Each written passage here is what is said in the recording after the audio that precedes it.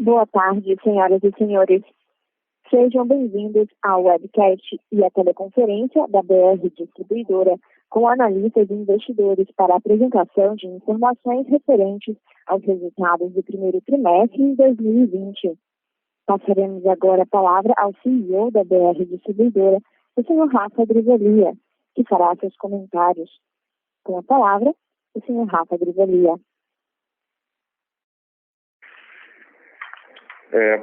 Boa tarde a todas e a todos. Bom, estamos aqui hoje, estou com o André, nosso CFO, o time aqui também de RI Contabilidade, um número menor de pessoas, né? Claro, estamos seguindo todo o protocolo aqui de segurança, todo mundo de máscara, então com distanciamento, então realmente é um momento diferente para a sociedade, né? Para a humanidade, eu diria, e para a sociedade brasileira com certeza, e é um momento de crise. Então realmente primeira mensagem que eu gostaria de deixar em nome da BR, né? A BR realmente se solidariza com a sociedade brasileira. São 40 mil mortes, né? Quase 40 mil mortes. Isso não é um dado estatístico apenas, né? São vidas. E acho que essa crise lembra a todos nós o quanto a importância do ser humano, né? Então, realmente, a gente às vezes trata como números, mas são vidas, né? 40 mil é muita gente, né? Então, é uma crise que afeta a humanidade. Eu acho que as reflexões que a gente está tendo como organização, então a BR é muito solidária nisso, e fica registrado isso, por favor. Quando a gente tem vários avanços que a gente vai falar hoje, né? Com relação à nossa agenda de valor da BR, mas realmente a crise impacta aí a todas as empresas, a sociedade, e a gente não pode deixar de falar nela. Faço só um preâmbulo aqui que a BR começa, né, quando a crise começa, com relação à Covid, a gente já tinha, né, como eu sempre falo, né, nós estamos aqui na nossa maratona, ainda estamos no meio dela, então várias das nossas 10 iniciativas todas avançando, mas eu vou citar algumas que foram importantes aí para o trimestre e até como estão sendo importantes para o que veio depois, para as consequências que a crise trouxe, né. Primeira delas, nós trouxemos, então, tínhamos feito, né, no final de 2019, a nossa reorganização da nossa estrutura, né, no plano de transformação organizacional. Isso foi importante, né, porque a gente iniciou esse processo entre funcionários próprios e terceiros, né, lá durante o último TRI de 2019, com 5.400 pessoas, mais ou menos. Hoje a gente trabalha aí na faixa de um pouco mais de 3.700, né? Então isso já foi um exercício que foi importante, né? Quando a gente começa ou pensa sobre a crise. Então a solidez hoje que a BR vive tem um pilar importante nessa primeira fase aí da nossa pilar de estratégia, das nossas 10 iniciativas com relação à nossa organização. Também tínhamos feito, né? Tínhamos um vencimento de dívidas, né? Vencendo logo no início de abril, e o esforço aqui do time de finanças, né, liderado aqui pelo André, já tínhamos feito as captações para essa rolagem, que era importante aqui, era uma debênture antiga, única, concentrada no único vencimento, então já tínhamos feito um trabalho de liability management antes do início da crise, né, que foi muito importante a gente também estar com isso já colocado e enfim, já negociado, né. Muito importante também foi para o nosso trimestre e para esse primeiro trimestre e o convívio com a crise, foi a gente já também ter, dentro das nossas iniciativas, principalmente na área de sourcing, né, a gente está com toda a área de trading, tudo buscando alternativas, né, não só de comprar produtos, né, dos derivados e biocombustíveis localmente, mas também olhar as alternativas que a gente tinha com relação a importações. Então isso foi muito importante, né, e coisa que a gente vai discutir também um pouco mais de detalhe à frente. A iniciativa também que a gente já estava andando com relação à logística, né, a nossa otimização dos nossos transportadores, isso vai ser importante, porque a gente vai ver, olhamos nos números, onde já ter avançado dentro da nossa terceira iniciativa também foi importante, e dentro da quarta iniciativa com relação à gestão de despesas, tudo que a gente já estava fazendo e teve que reforçar aí justamente no período pós-crise, né? Sem contar os primeiros avanços que a gente já vê na nossa iniciativa, nossa primeira iniciativa de pricing, o time todo de inteligência do mercado trabalhando bastante força aí na nossa implementação rápida do nosso novo sistema de pricing também.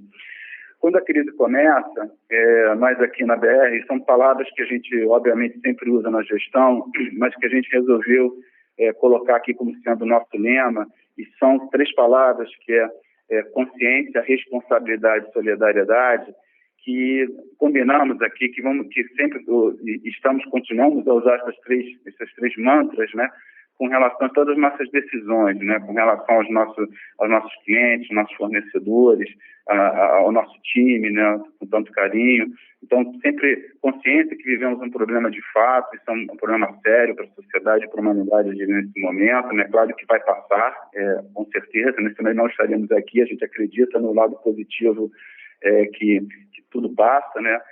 Mas a gente precisa ter consciência que é um problema, responsabilidades que a gente tem com os nossos stakeholders, né, com os nossos investidores, com os nossos colaboradores, com os nossos clientes tão queridos também, com os nossos fornecedores, e solidariedade, que foi um pilar importante. Acho que a humanidade relembra isso, né? É importante, é um pilar do ser humano, e a gente também adotou isso como companhia, que para nós é um valor importante, com certeza, né?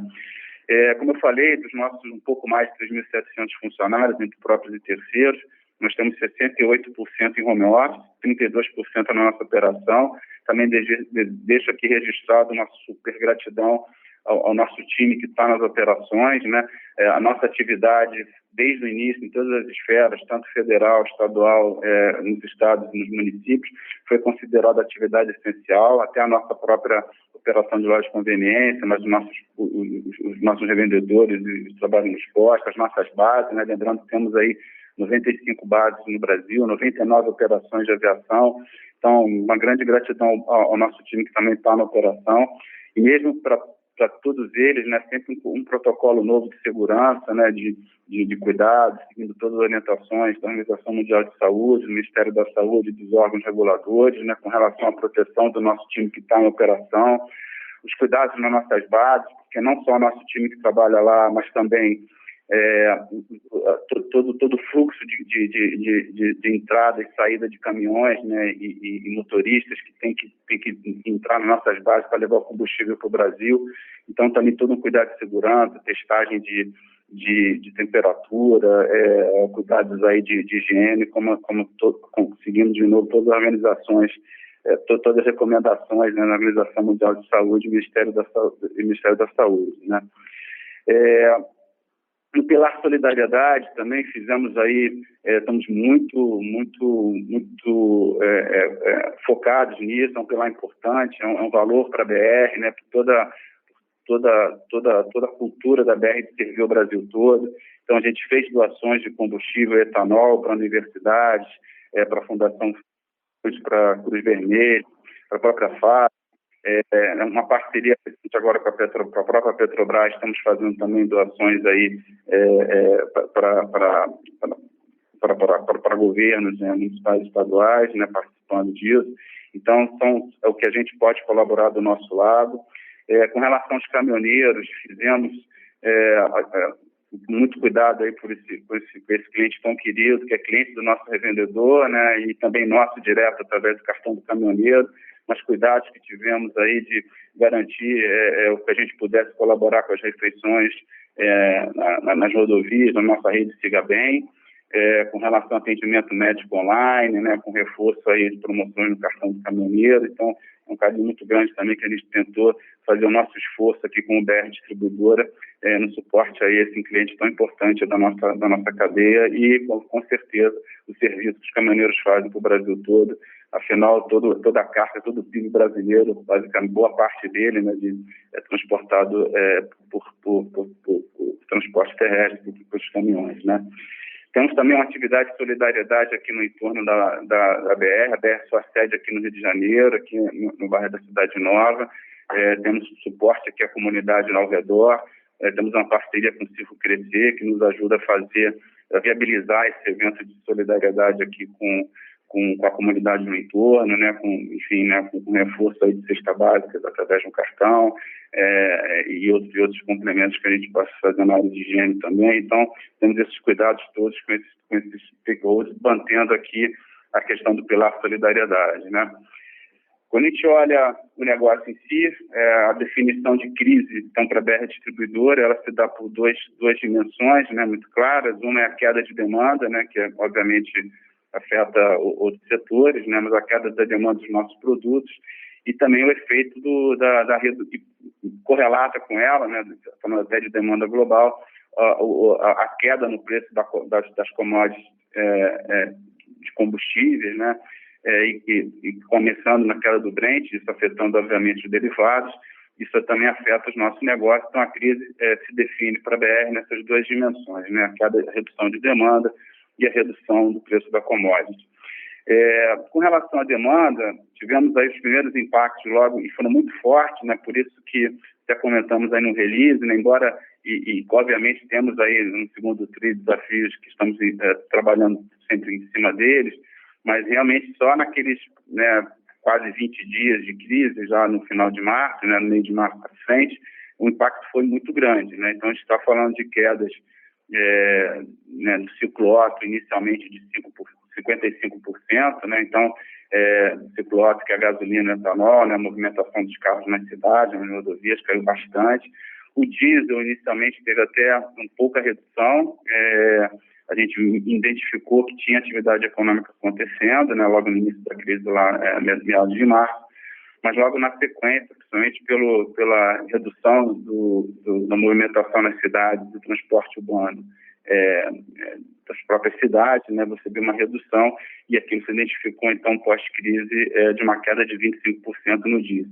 A aviação, que é um setor importante para a BR, inicialmente teve pouca redução, alguns voos ainda acontecendo, mas hoje as quedas são maiores. Quando a gente olha hoje os dados mais recentes, é claro que são dados ainda a se confirmar, mas que a gente vê alguma tendência é que tem um retorno muito importante, pelo menos isso, sem presunção nenhuma de dizer que isso é a demanda, né? Mas o volume de diesel, a gente vê voltar para níveis pré-crise, o que a gente fica, de certa forma, dá um otimismo aí que vai passar, né, com relação, lembrando sempre que o diesel é um antecedente do PIB, né? Então, um retorno desse consumo de diesel é importante, uma indicação que a economia começa a se reativar assim, e pelo menos sem presunção nenhuma dizer que a nossa demanda aqui com o BR, mesmo sendo a maior distribuidora, é um indicador importante, mas que quer dizer que a demanda total está aumentando, mas a gente vê isso um sinal importante que a atividade econômica realmente está se reativando, o que é um bom sinal para todos nós, né, com certeza.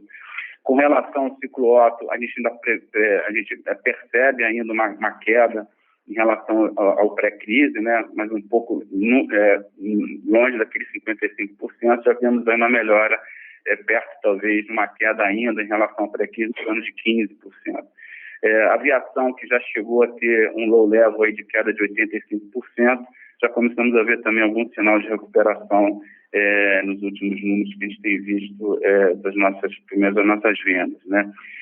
Logo na sequência também da crise, a gente rodou cenários de estresse, revisamos esse cenário de estresse com o nosso conselho, com relação à resiliência do caixa da BR, da sua estrutura financeira. A gente já tem baixa alavancagem, mas naquele momento a gente trabalhou com cenários muito estressantes, muito críticos de que a gente poderia estar vendo de demanda. Esse nos levou aí a reforçar a liquidez da companhia, né? A gente, mesmo tendo feito o liability management, captações que a gente tinha feito para a liquidação daquela dívida que vencia em abril, nós também reforçamos aí o nosso caixa em quase 2,5 bi, né? Com relação no sentido muito de garantir um esforço de liquidez e um sentimento de quase de seguro, né, para a gente garantir a resiliência da nossa empresa. Buscamos também rapidamente fazer, dentro daquela iniciativa de despesa, né, de gestão de despesa, fazer ajustes adicionais de metas de redução de despesa e controle de CAPEX também de investimentos, né, e também contando aí com a boa administração conservadora financeira que a gente sempre conduziu aqui na BR, mesmo a gente, né, propôs e está submetendo isso ao mercado, ao nosso conselho, próprios acionistas, que até a gente ter visibilidade de como vai ficar o resultado da companhia, como é que a gente pode pensar aí os próximos meses, o resultado, o nosso nível de alavancagem, a gente pediu aí, e estamos solicitando isso no mercado, né, postergação tanto do pagamento de JCP e dividendos, né, e até que a gente tenha visibilidade, né.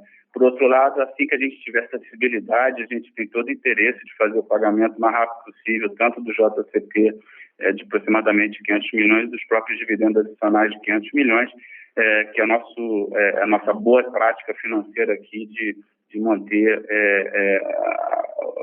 a alavancagem num bom nível e não reter caixa na companhia. Só que nesse momento a gente precisa ter visibilidade dos nossos resultados à frente para a gente poder garantir aí a perenidade futura da companhia, né?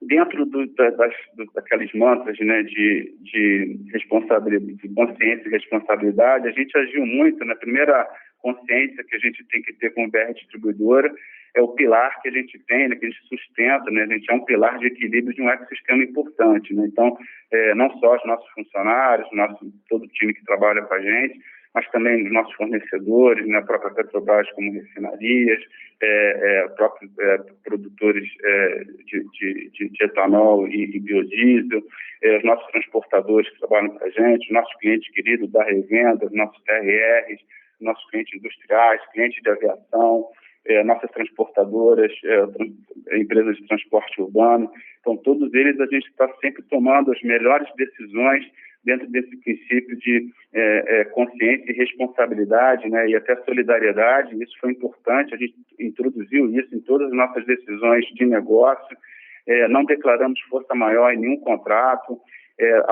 atuamos aí em parceria com todo esse ecossistema, inclusive entidades do governo, entidades de classe, pessoal, o nosso sindicato que a gente participa, a participação da BR no IBT. Então, a gente teve muito cuidado aí de saber que a BR tem força, tem sua responsabilidade, tem estrutura financeira para garantir que a gente ajude o ecossistema, que a gente é um ponto de equilíbrio importante a passar e quando a crise passar, a gente sair todos com mais fortaleza nesse sentido, né? Com relação à nossa revenda, é claro que todo o tratamento que a gente fez com os clientes foi sempre muito pontual, muito caso a caso, cada situação de cada cliente, cada revendedor, cada indústria que entrou na crise, numa situação financeira XYZ, a gente foi muito cuidadoso, tratar cada caso, alguns ainda negociando, mas a gente está sempre achando as melhores soluções dentro do pilar realmente de responsabilidade, tanto que a gente tem com os nossos clientes e fornecedores, também com os nossos investidores, né? A gente teve um cuidado muito grande também de, nesse momento, não realmente trabalhar de forma parceira com a nossa revenda, de dar as melhores condições de venda dos nossos produtos, né? As reduções rápidas que tiveram de preço de refinaria em função do mercado internacional, a gente teve muito cuidado de passagem rápida desses preços, visando aí a melhor saúde financeira de nossa revenda, de nossos clientes que, por sua vez, estavam com suas demandas também, com seus clientes com baixo nível de atividade. Então, a gente tem muito cuidado, muito foco nisso. Não tem nenhum objetivo realmente aqui, qualquer resultado de market share, a gente fica contente, sim, mas o importante aqui era realmente suportar toda a nossa base de clientes que realmente são principalmente na revenda, né, você tem uma configuração de grupos econômicos distintos, você tem um pequeno revendedor, um médio revendedor, tem já as redes, as grandes redes.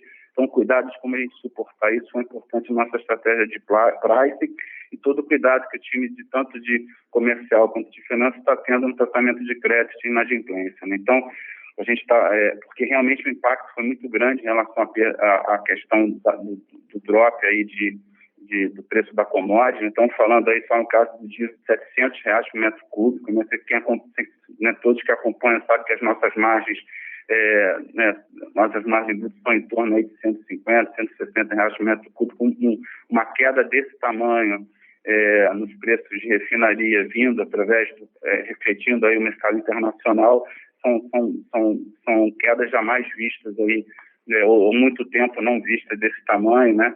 e aí mesmo com alguma recuperação agora em junho, né, mas você ainda continua com isso, você teve esse mesmo impacto ou continuação disso durante abril e maio também, né? Então, tem muito cuidado aí de que a responsabilidade que temos aqui como BR de garantir que o ecossistema todo consiga sair junto, né, dessa crise cada vez mais forte, com a nossa parceria com os nossos vendedores, com nossos clientes TRR, com nossos clientes industriais, com nossos clientes de aviação. Bom, tem todo um momento de crise de gestão dela, então todo cuidado disso, que ainda continua, né? Estamos aqui também ainda pensando aí no retorno e acompanhando os dados estatísticos, tanto de novos casos, como o número de mortes e ocupação de UTI, para a gente fazer as medidas de pensar como vai ser essa nova realidade à frente, né? Bom, apesar de toda essa gestão de crise, a gente tem que lembrar que lançamos a nossa nova imagem, né, na nossa rede de postos, né? Estamos começando o rollout, então, com a marca Petrobras, os nossos postos aqui da BR Distribuidora. Então, é uma imagem bacana que reflete muito esse sentimento, esse conceito de energia que a gente quer trazer para o Brasil, né? E as próprias cores verde e amarelo que caracterizam a nossa empresa, né?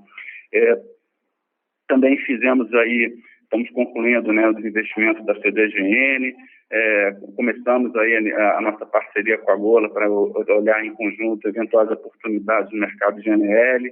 Continuamos a trabalhar com o Estado do Espírito Santo na concretização da nossa empresa de gás junto com o Estado, né, lá no Espírito Santo. Então, temos aí iniciativas que vamos trabalhando para frente. E, finalmente, recentemente, também com apoio para a revenda, fizemos uma parceria com a loja americana, com a B2W, né, com relação à AME. É um sistema de pagamento eletrônico, né, que permite, então, a origem dele foi de poder dar para a revenda uma oportunidade de ter uma forma de pagamento sem contato, né? Acho que isso é uma tecnologia nova que está se apresentando. E aí, nas nossas relações com a loja americana e o grupo, né, a gente conseguiu identificar aí com a AME uma oportunidade interessante que a gente ofereceu para revenda. E aí estamos trabalhando nela também e vamos estar acompanhando ela aí nos próximos trimestres, tá? De novo, né, um agradecimento aí ao time nosso que está em operações, ao time também que está em home office, né, que também não é trivial ficar em home office com as nossas famílias, com o tempo todo, com as crianças em casa. Então, um grande reconhecimento, agradecimento ao povo, né, a todo o nosso time aí que a gente tem interagido bastante, temos feito muita atividade de interação com lives, né, com testemunhos de vídeo. Então, um grande agradecimento a todos. E, de novo, vamos aqui agora para o Q&A. O André me ajuda na sequência, tá bom? Obrigada. Agora terá início a sessão de perguntas e respostas. Solicitamos que cada participante faça no máximo 2 perguntas de forma pausada e clara e que sejam feitas seguidamente para que os executivos as respondam na sequência. Solicitamos também que as perguntas não sejam feitas através da função Viva Voz. Para fazer uma pergunta, por favor, digite *1. Para remover sua pergunta da lista, por favor, digite *2. As perguntas que eventualmente não forem respondidas nesta teleconferência poderão ser enviadas ao e-mail ri@br.com.br para posterior resposta pela companhia. Nossa primeira pergunta vem de André Rachan, de Itaú.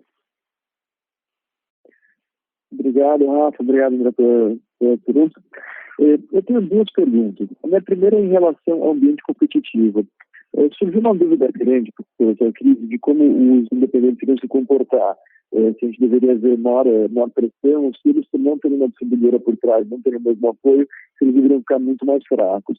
Quando a gente olha a dinâmica dos dados de maio, de abril, parece que eles continuam muito fortes. Então, queria ter um pouco da percepção de vocês de como esse ambiente competitivo está evoluindo e um pouquinho também como vocês estão vendo a progressão desses volumes nos últimos 2 meses.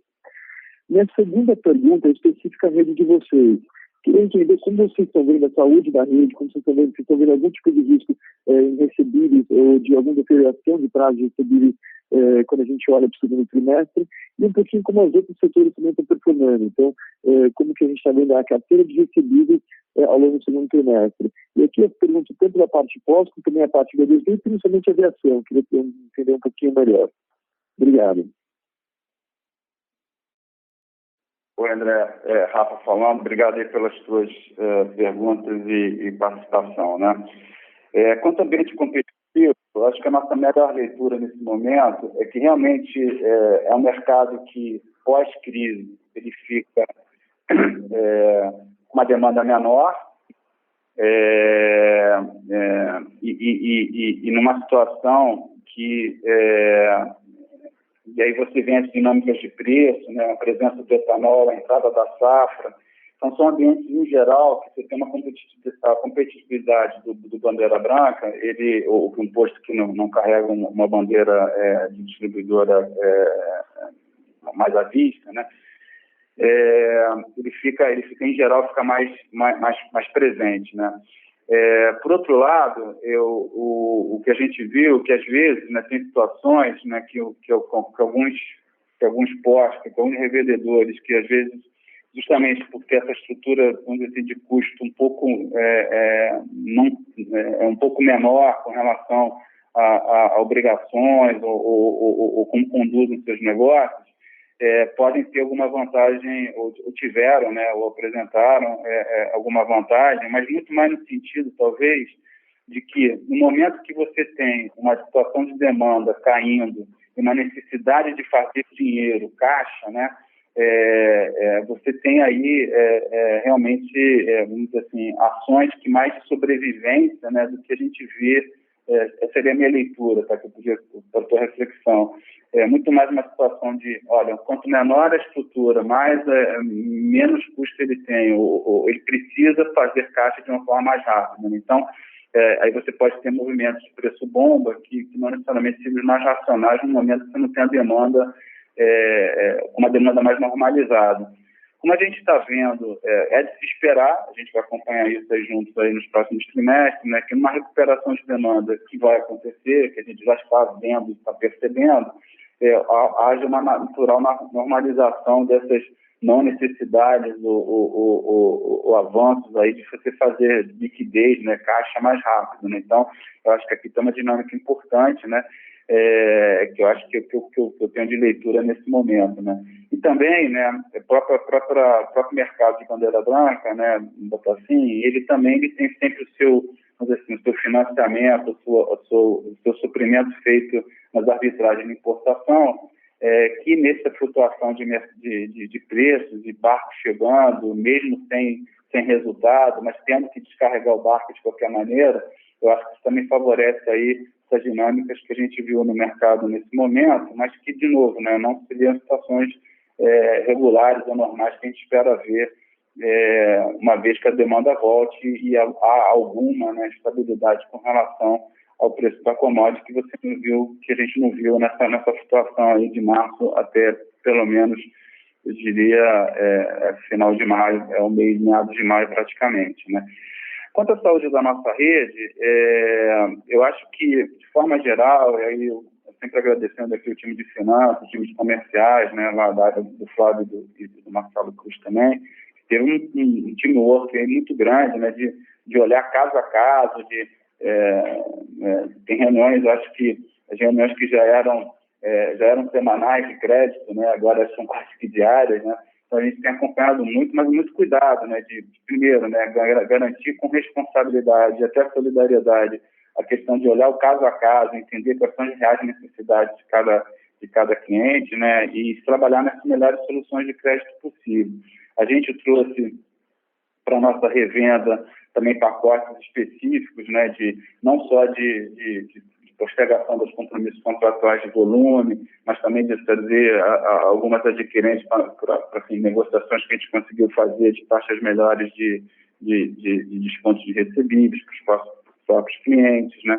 Então, a gente todo um cuidado aí de garantir a saúde financeira da nossa rede, né? Então, eu acho que, nesse momento, a gente teve, obviamente, um pico inicial de inadimplência, em função dos compromissos, dos vencimentos, todas as postergações que a gente pôde fazer, renegociações.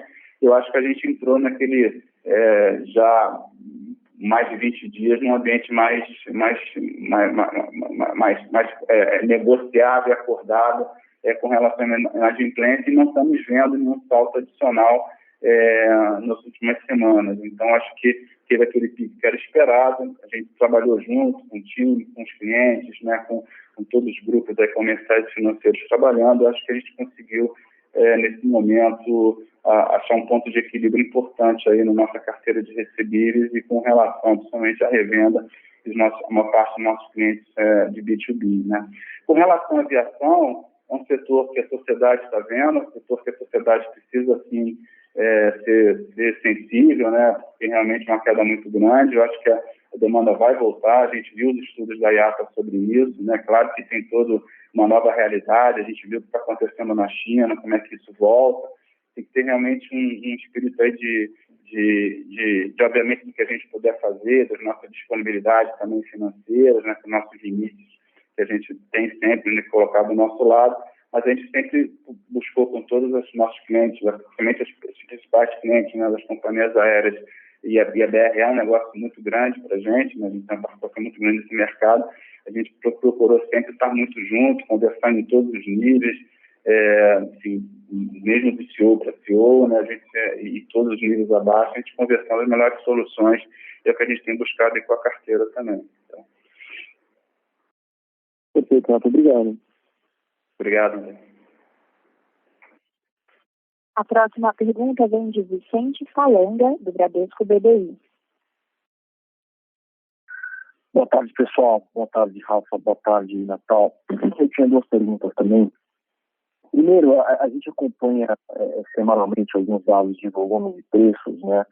E a gente tem observado que a cadeia toda de distribuição, na verdade, ela está um pouco atrás aí dos aumentos de gasolina e diesel anunciados pela Petrobras ultimamente aí na refinaria.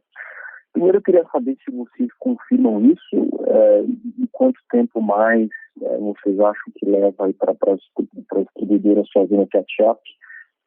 E segundo, um pouquinho específico aqui em relação à Coque Verde, os volumes eles vieram aí de novo bem fortes esse trimestre.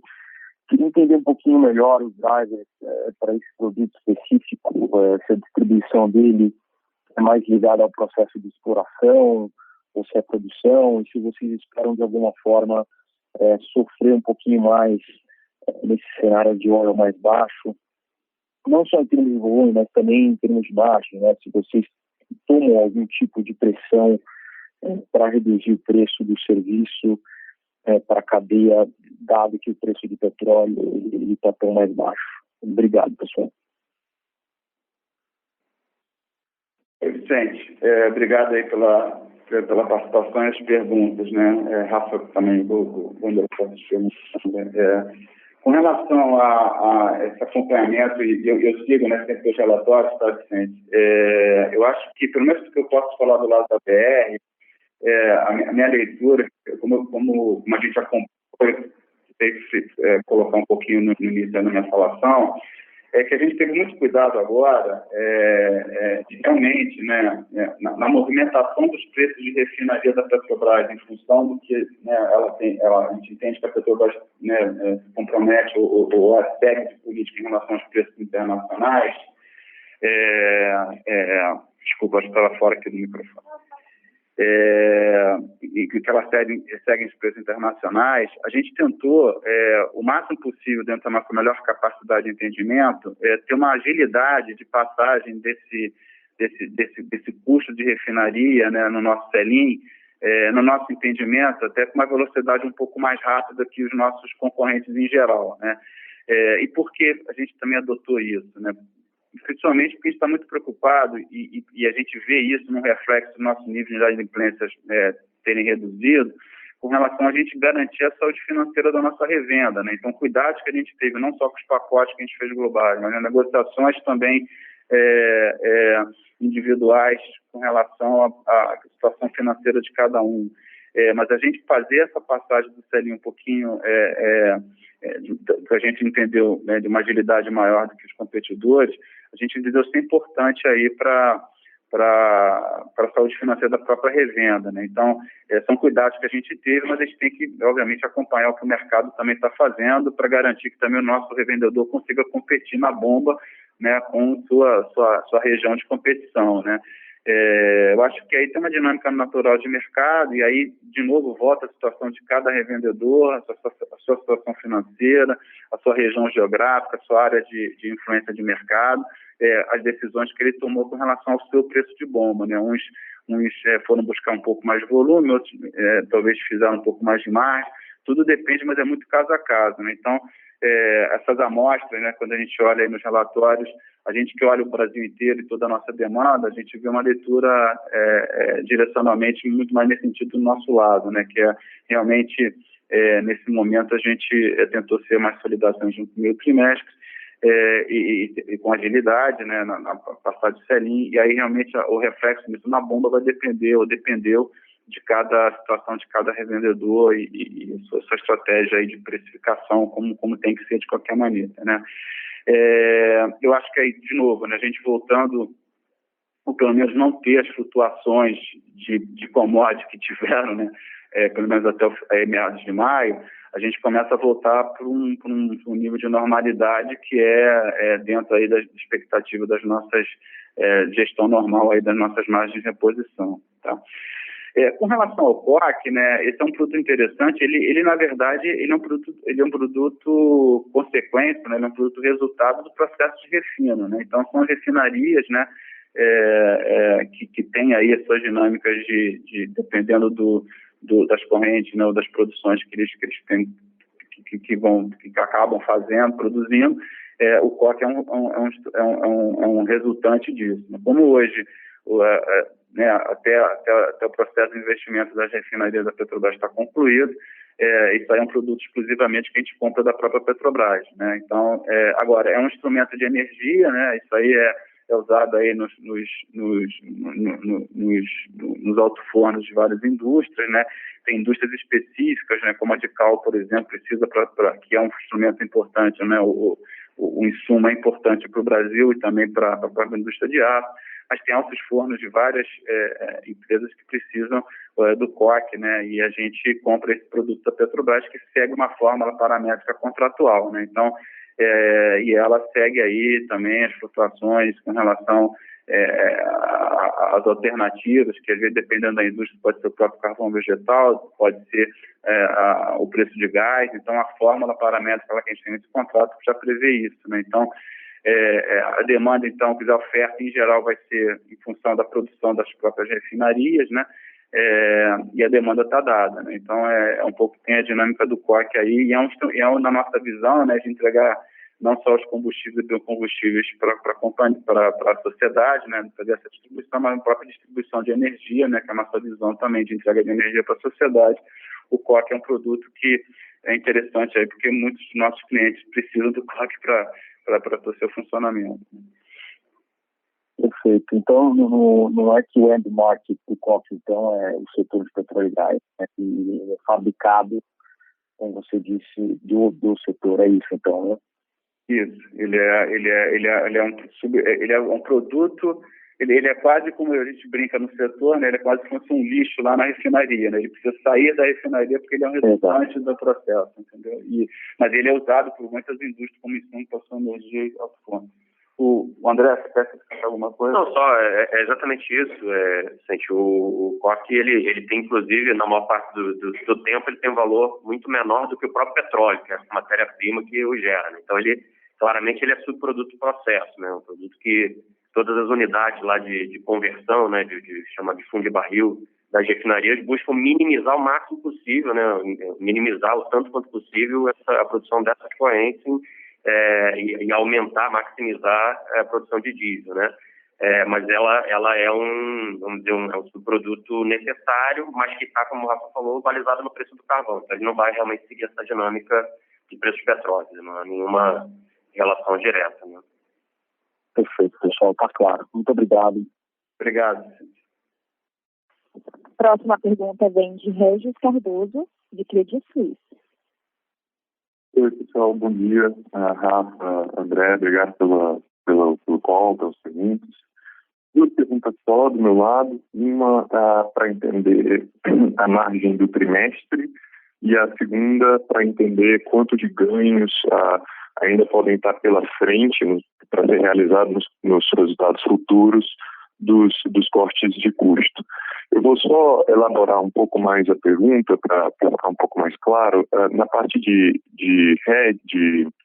margens, primeiro me parece que vocês mudaram a contabilidade e agora o RED passa no operacional, né? A despeito disso, e mesmo ajustado pelos REDs encerrados, a margem bruta, R$116 por metro cúbico, é bastante baixo. Sobretudo num contexto que não parece ter havido contração de margem de reposição. Vocês até comentaram lá no release uma expansão da margem de reposição de R$8 por metro cúbico. Aí, além disso, o efeito caixa parece ter sido, assim, a margem caixa parece ter sido muito forte, a despeito de um capital de giro que foi baixo, ou seja, gerou muito caixa e não foi por causa do capital de giro. Então, essas coisas todas que eu falei, assim, isso parece sugerir que essa margem baixa do trimestre é em grande parte um efeito contábil, e vocês chegaram até a falar, e se puder desenvolver um pouco mais, da perda de estoque. Então, se puder comentar isso, e assim, mais ou menos onde que se vocês têm uma leitura de qual é a perda de estoque, ou qual é o nível de margem recorrente, ou o nível de margem limpo, assim, que a gente poderia interpretar do primeiro TRI, dado todos esses moving parts. E aí a segunda pergunta é o seguinte: lá na carta fala em uma redução de custos de 196 milhões, que é bastante grande. Eu queria entender se esse 196 é corte de custo de fato ou é só a diferença de despesa entre os dois períodos, que poderia ocorrer, por exemplo, porque teve menos despesa de frete, que vendeu menos volume também, né? E aí o release falava também que os 650 milhões de ganho organizacional estavam a partir de 2021, mas me parece que já está em grande parte refletido nesse resultado, inclusive. Então, assim, a pergunta mais geral é: quanto de ganho vocês acham que já está realizado, já está refletido no primeiro TRI, e quanto de ganho está ainda pela frente? Obrigado. Oi, Regis, Rafa, obrigado aí pela pergunta e participação. Eu vou só fazer alguns preâmbulos aqui em cima da sua pergunta e vou deixar o André elaborar um pouquinho também, tá? Com relação a um pouco mais de detalhes. Com relação à primeira pergunta, né, a prática contábil, eu acho que é importante dizer, de forma geral, né, que toda a nossa atividade, né, na iniciativa 2 lá de sorte, né, a gente ter voltado, né, desde que a gente que voltou para a BR nesse projeto de criação de valor, a atividade de trade está sendo muito intensa, né? Então a BR voltou a fazer as suas decisões de importação, voltou a fazer as suas decisões de melhor compra nas refinarias da Petrobras. Então essa atividade vai estar muito presente, né? Porque é um dos pilares da iniciativa 2 de sorte, né? Então realmente a atividade de importação, o grupo lá do Marcelo Bragança está sempre olhando, sempre as oportunidades. É o nosso dever, né, para a sociedade brasileira com relação a buscar a melhor fonte de energia, o menor custo e a melhor fonte de energia possível e entregar para a sociedade, né? Então isso também se transforma na decisão de compra de combustível, né? Principalmente quando a gente olha o produto diesel, né? Então, e por que eu estou falando tudo isso? Porque toda a nossa importação, essa decisão, ela é sempre feita, né, buscando o melhor produto e o melhor custo, né, com relação à alternativa de comprar das refinarias locais, né. Essa técnica, né, ela envolve que você faça, né, as suas decisões, a partir da decisão de importação, você faça as operações travadas com relação ao risco da commodity, até que a gente tenha o produto dentro do nosso estoque, né. Então, então você tem uma operacionalização de usar um RED, né, para fazer a importação, que ela é natural da decisão de importação com relação a uma arbitragem ou uma alternativa de comprar o produto localmente, né? Então, isso é uma decisão extremamente operacional, está dentro, e toda vez que e a BR intensificou muito aí nos últimos tempos a sua atividade de importação, mas mesmo no início lá, quando ela começou, isso aí é uma boa prática de você fazer o travamento das operações de hedge com a importação necessariamente, inclusive com operações barco a barco, né? São decisões extremamente operacionais. A prática contábil que a BR estava usando era uma prática que tem lá suas origens, tem uma história, que essas flutuações desse pedaço, né, na decisão de importação e quando você protegido ou deixando flutuar pelo hedge, estava dentro do resultado financeiro, quando naturalmente ela é uma decisão operacional que até exercendo aí todo o esforço que a gente possa vir a fazer ou não, mas provavelmente não, que isso tem muito mais a ver com o custo do produto do que com o resultado financeiro. Não tem nada a ver com o resultado financeiro, com certeza. Então, isso deveria estar na próprio resultado operacional da companhia, e foi o que a gente fez agora. A gente não tinha feito antes, porque embora a gente já tenha feito já quase um ano, voltou a importar, as flutuações da commodity não estavam não dava as variações que a gente viu nesse trimestre, né? Então, numa releitura aqui que a gente estava vendo o resultado, foi entender o resultado financeiro da companhia, a gente identificou lá o pedaço do hedge, que é, na verdade, operacional, né? Com relação, pela flutuação, né? No caso do diesel, R$700 por metro cúbico, né? de variação de preço. Que não é um resultado financeiro, a gente percebeu que aquela prática antiga contábil não estava refletindo o que é a dinâmica operacional da companhia hoje. Então, eu acho que esse é um ponto importante para justificar ou para mostrar por que a gente teve que fazer essa revisão, voltar com esse resultado para o resultado operacional, porque ele de fato é operacional. Se a gente amanhã vai evoluir aqui, eu vi até um repórter que você fez muito bem feito, né?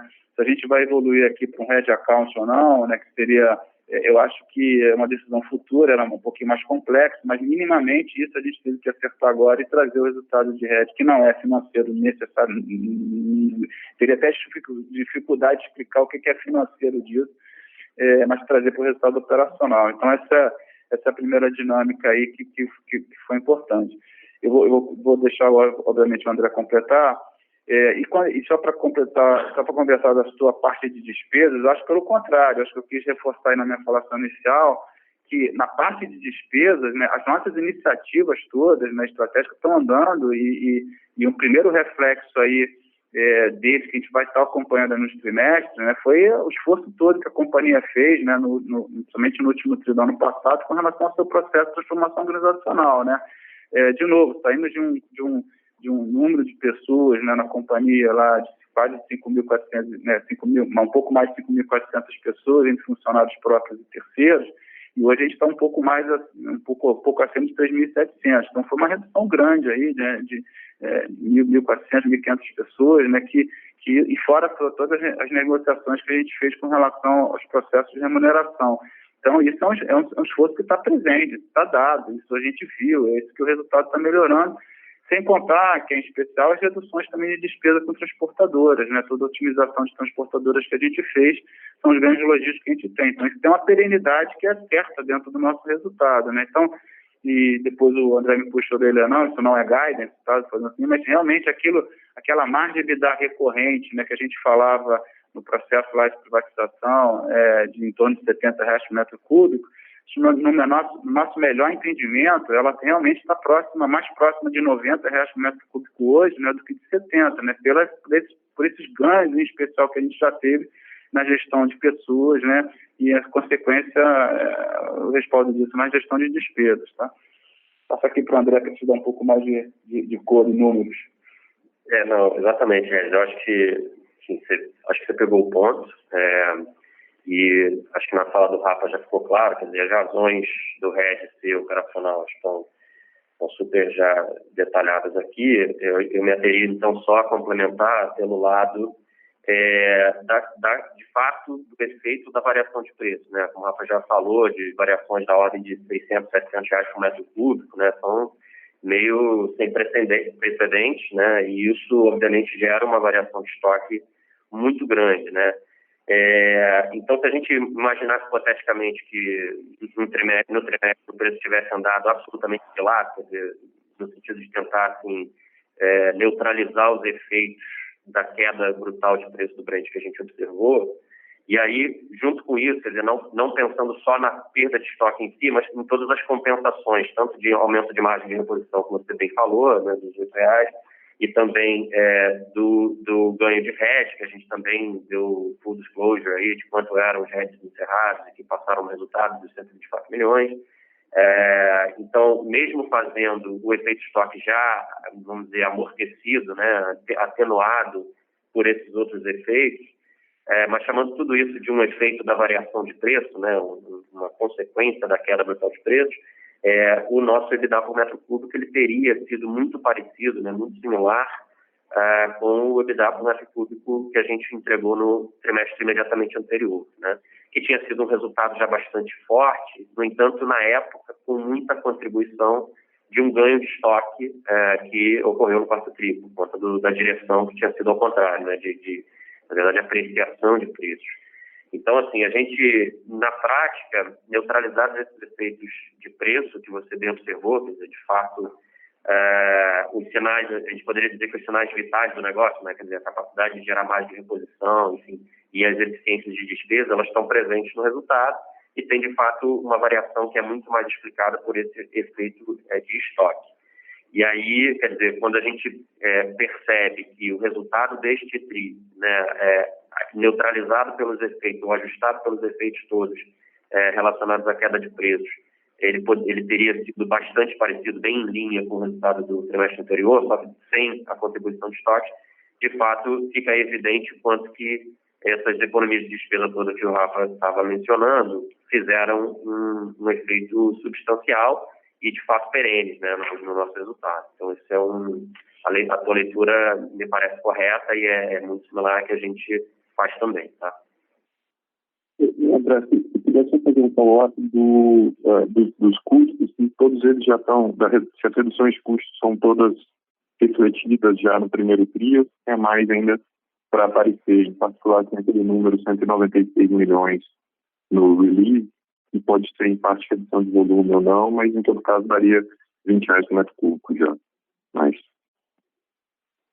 a gente, assim, concretamente, assim, a maior parte das economias que estão ali, quase integralmente dessa economia, ela é de coisas que já estão executadas e que são em despesas essencialmente fixas, né? Então, tem pouco daquele efeito que você me parece ter mencionado na primeira fase da sua pergunta, de eventualmente ter algum efeito ali da variação de preços. É óbvio que no contexto como está, né, de crise, sei lá, gastos do tipo viagens, algumas coisas, gastos de papel, né, está todo mundo em home office e a gente está imprimindo menos, tá, enfim, gastando menos água. Tem algumas implicações, mas eu diria que elas são pequenas, porque de fato o custo ele está andando bem próximo daquilo que a gente tinha como target, tá? Então, de certa forma, quer dizer, eles nos parecem muito mais reflexo das iniciativas que a gente está fazendo. O Rafa mencionou a de pessoas, tem a iniciativa de frete, né, da redução do número de transportadoras, da mudança do modelo de contratação, que a gente abriu aí o número, a gente está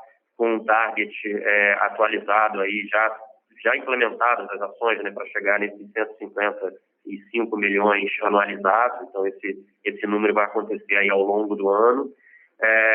E a gente continua reafirmando o guidance de pessoas da ordem de 650 milhões para o ano que vem, quer dizer, pegando o full year ano que vem. Agora, como o Rafa mencionou, a maior parte, quer dizer, o plano, a maior parte da economia desse plano, ela já está priced in, né? Mas, de novo, a gente sempre está mirando aqui no guidance que a gente deu e reafirmando por hora. Essa é a melhor compreensão que a gente consegue fazer, tanto dos 155 milhões de frete, quanto dos 650 milhões anualizados de redução de despesas pessoal, e isso, quer dizer, a maior parte disso está dentro já do número, tá? Tem algum custo que ocorre ainda no período 2020, né? Ou seja, a redução ela é menor no primeiro ano do que será em 2021, por conta de que desligamentos aconteceram em janeiro, fevereiro, março, né? Então, assim, de fato, você tem você não pega o full year completamente. Então, você compara ano contra ano, de fato, um pedaço do saving vai ficar para 2021. Mas eu diria que a maior parte está já se mostrando aí dentro do... Dado que a maior parte da execução aconteceu no segundo semestre do ano passado, né? Tanto da parte de transporte, da renegociação de outros custos, outros contratos e da parte toda da transformação organizacional. Então, eu diria que a maior parte está priced in, mas que tem ainda alguma evolução para frente. A gente prefere manter os guidances sempre com a cabeça de 2021 full year, tá? Obrigado pelas respostas e também parabéns pelas iniciativas do combate ao Covid e também na transparência do release. Obrigado. Muito obrigado, Ed. Próxima pergunta vem de Bruno Montanari, de Morgan Stanley. Boa tarde, obrigado por pegar as perguntas. Alguns follow-ups, ainda foi bem rica e completa. Na parte do RED, tivemos os efeitos contábeis são bem entendidos, mas se puder dar uma atualização para a gente, qual é a estratégia da companhia de RED, tanto de commodity, de câmbio, para a gente entender como que funciona a cabeça de vocês para essas atividades. E a segunda pergunta para o Rafa, o que exatamente que a empresa gostaria de ver para distribuir o dividendo? Seria mais uma melhora nos volumes ou uma melhora geral na percepção da pandemia, de ambiente macroeconômico, enfim? Tem alguns milestones que vocês estão monitorando para poder liberar parte desse caixa robusto que foi construído? Obrigado. Oi, Bruno, é Rafa, obrigado aí pelas perguntas e participação, tá? Com relação ao RED, a política são distintas, né? Quando você fala de RED de commodity, né, no nosso caso aqui, como eu tentei colocar um pouquinho antes, o RED de commodity ele é necessariamente ligado a uma decisão de importação, né? Então, se a gente... o grupo lá do Marcelo Bragança identifica uma oportunidade de compra de diesel gasolina em geral, né? Vis-à-vis posicionamento em alguns polos aqui no Brasil, né? Quando o grupo toma a decisão de importação, ele necessariamente precisa fazer uma trava futura, né, de flutuação do preço, né? Porque na verdade, a decisão que ele tem que tomar é sempre se vai ser melhor a gente trazer o produto importado ou comprar direto da refinaria local, hoje todas pertencentes à Petrobras. Então, a gente precisa fazer o preço ter uma flutuação, né, até a decisão que a gente recebe esse produto entra no nosso estoque. Então, e isso é uma decisão barco a barco, né? Então, mas operacionalmente ela só acontece numa decisão de importação e na operacionalização dela até a chegada do produto no Brasil. Então, onde eu quero chegar? O RED Commodity para nós não é uma aplicação, uma decisão financeira, é uma decisão completamente conectada à nossa decisão de importação. Então, o que está por trás do resultado do RED Commodity, na verdade, é um resultado operacional na sua decisão da nossa decisão de importar. E aí, por isso que estar no resultado financeiro é muito ruim, porque você tem a decisão de se foi boa ou não a importação vis-à-vis a compra local, né, da refinaria local, fica aparecendo na margem bruta, e esse pedaço aí da flutuação que a gente precisou fazer necessariamente na importação, ela acontece, né, lá dentro do mecanismo de hedge. Então, o ideal é que tudo tivesse até... Se a gente evoluir, que não é uma decisão agora, também ela não é legal de ser feita em relação ao hedge account, você já veria tudo isso dentro do custo de produto e como tem que ser, e seria uma forma de olhar.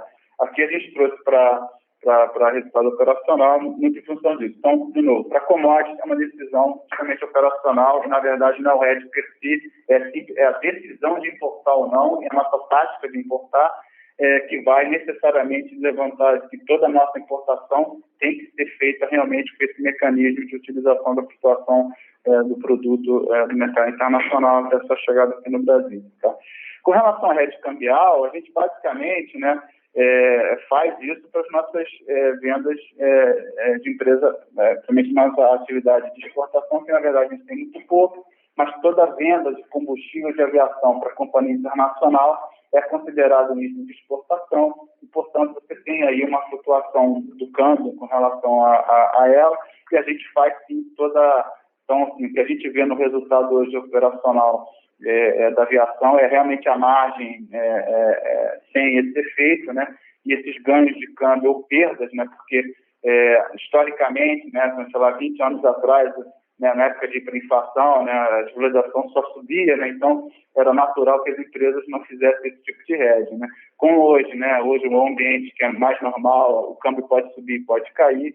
Mesmo que a gente tenha um ativo a receber, que é a venda de aviação, a gente também faz 100% de proteção cambial para esse ativo de aviação, que aí me aparece no resultado financeiro, né? Então, essas são as duas políticas básicas aqui de hedge cambial e hedge de commodities. Com relação a dividendos, eu acho que, de novo, né, eu gosto de colocar isso, tenho falado com alguns investidores, né?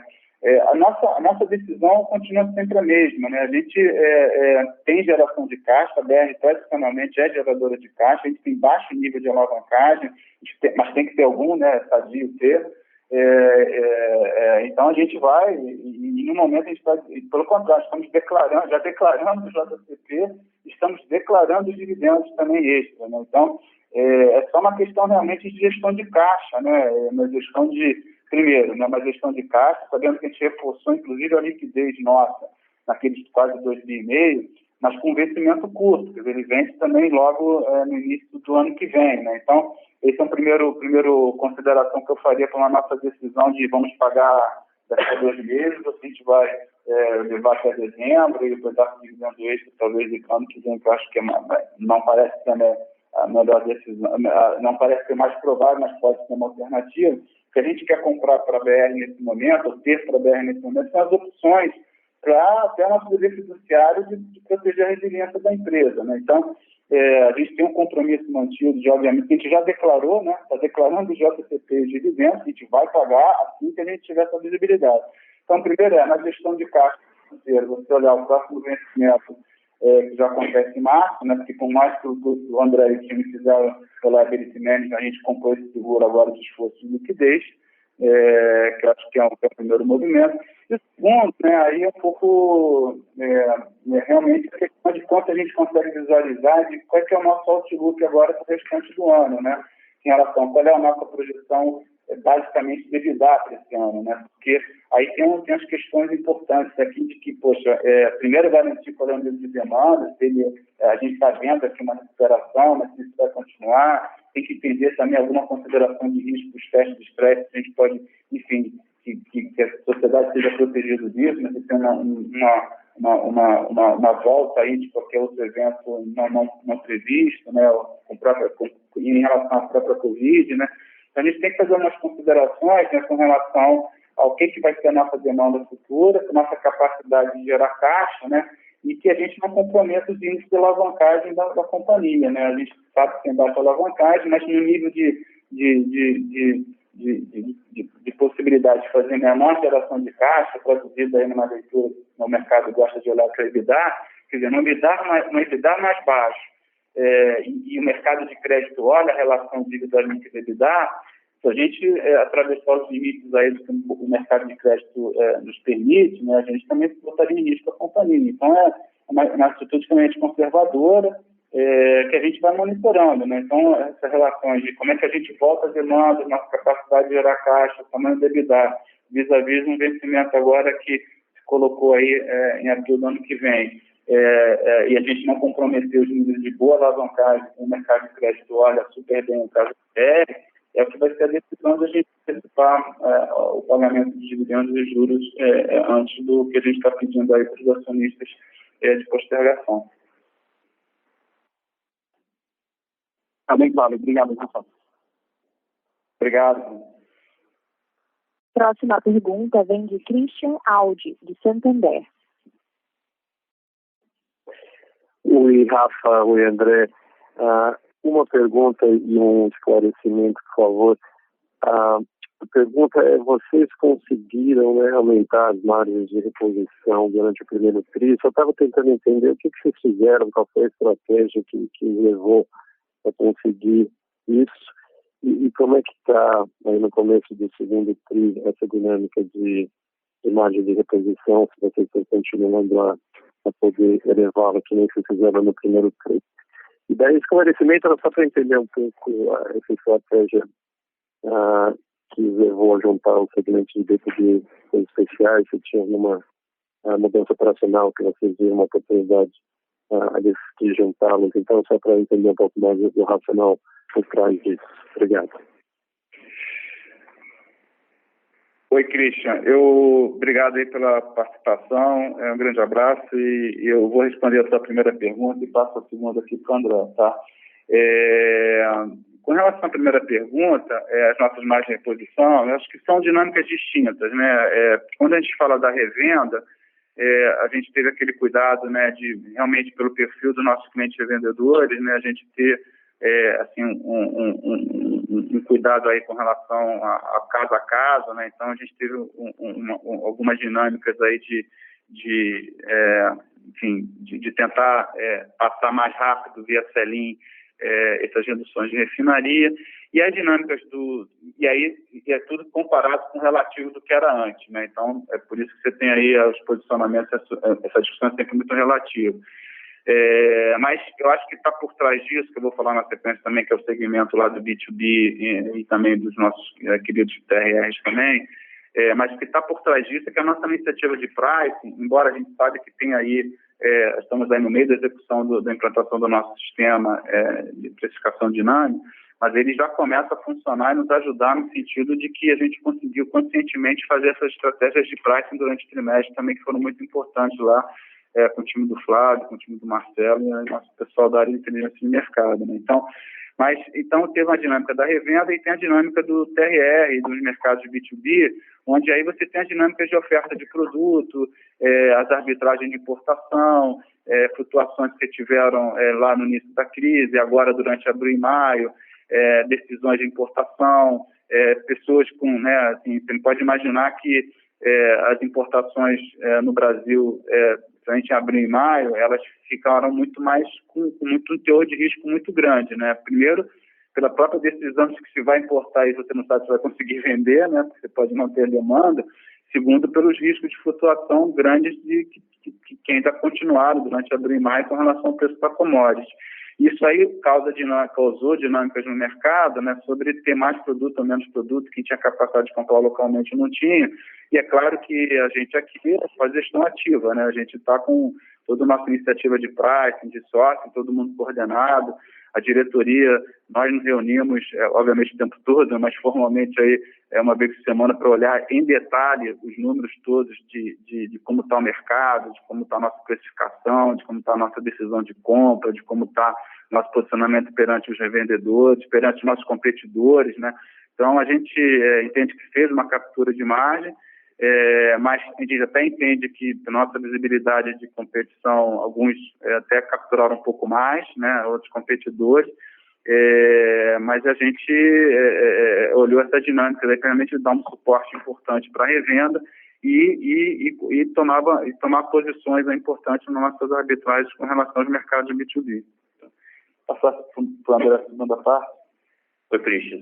A tração da questão dos segmentos, cara, essa decisão ela vem muito a reboque de toda a transformação organizacional que a gente fez, né? Lembra que a transformação organizacional ela começou com uma reestruturação completa da companhia. A gente redefiniu, criou novas diretorias, a companhia ficou mais horizontal, a gente reduziu o número de níveis hierárquicos, né, gerenciais dentro da companhia. Isso tudo implicou em transformações importantes de como é que as atividades eram alocadas, né? As áreas se juntaram, áreas, enfim, que foram criadas áreas novas também para endereçarem pontos que não estavam bem cobertos pela estrutura anterior. Então, teve vários tipos de mudanças e uma mudança super importante que aconteceu e que, de fato, tem a ver com o que você falou, quer dizer, dentro do segmento de B2B, né, que já era visto como um grande segmento da companhia, mas que tinha antes uma dinâmica de subgerências que eram mais separadas ou mais distantes do ponto de vista de produtos, quer dizer, você tinha uma área de grandes consumidores, né, que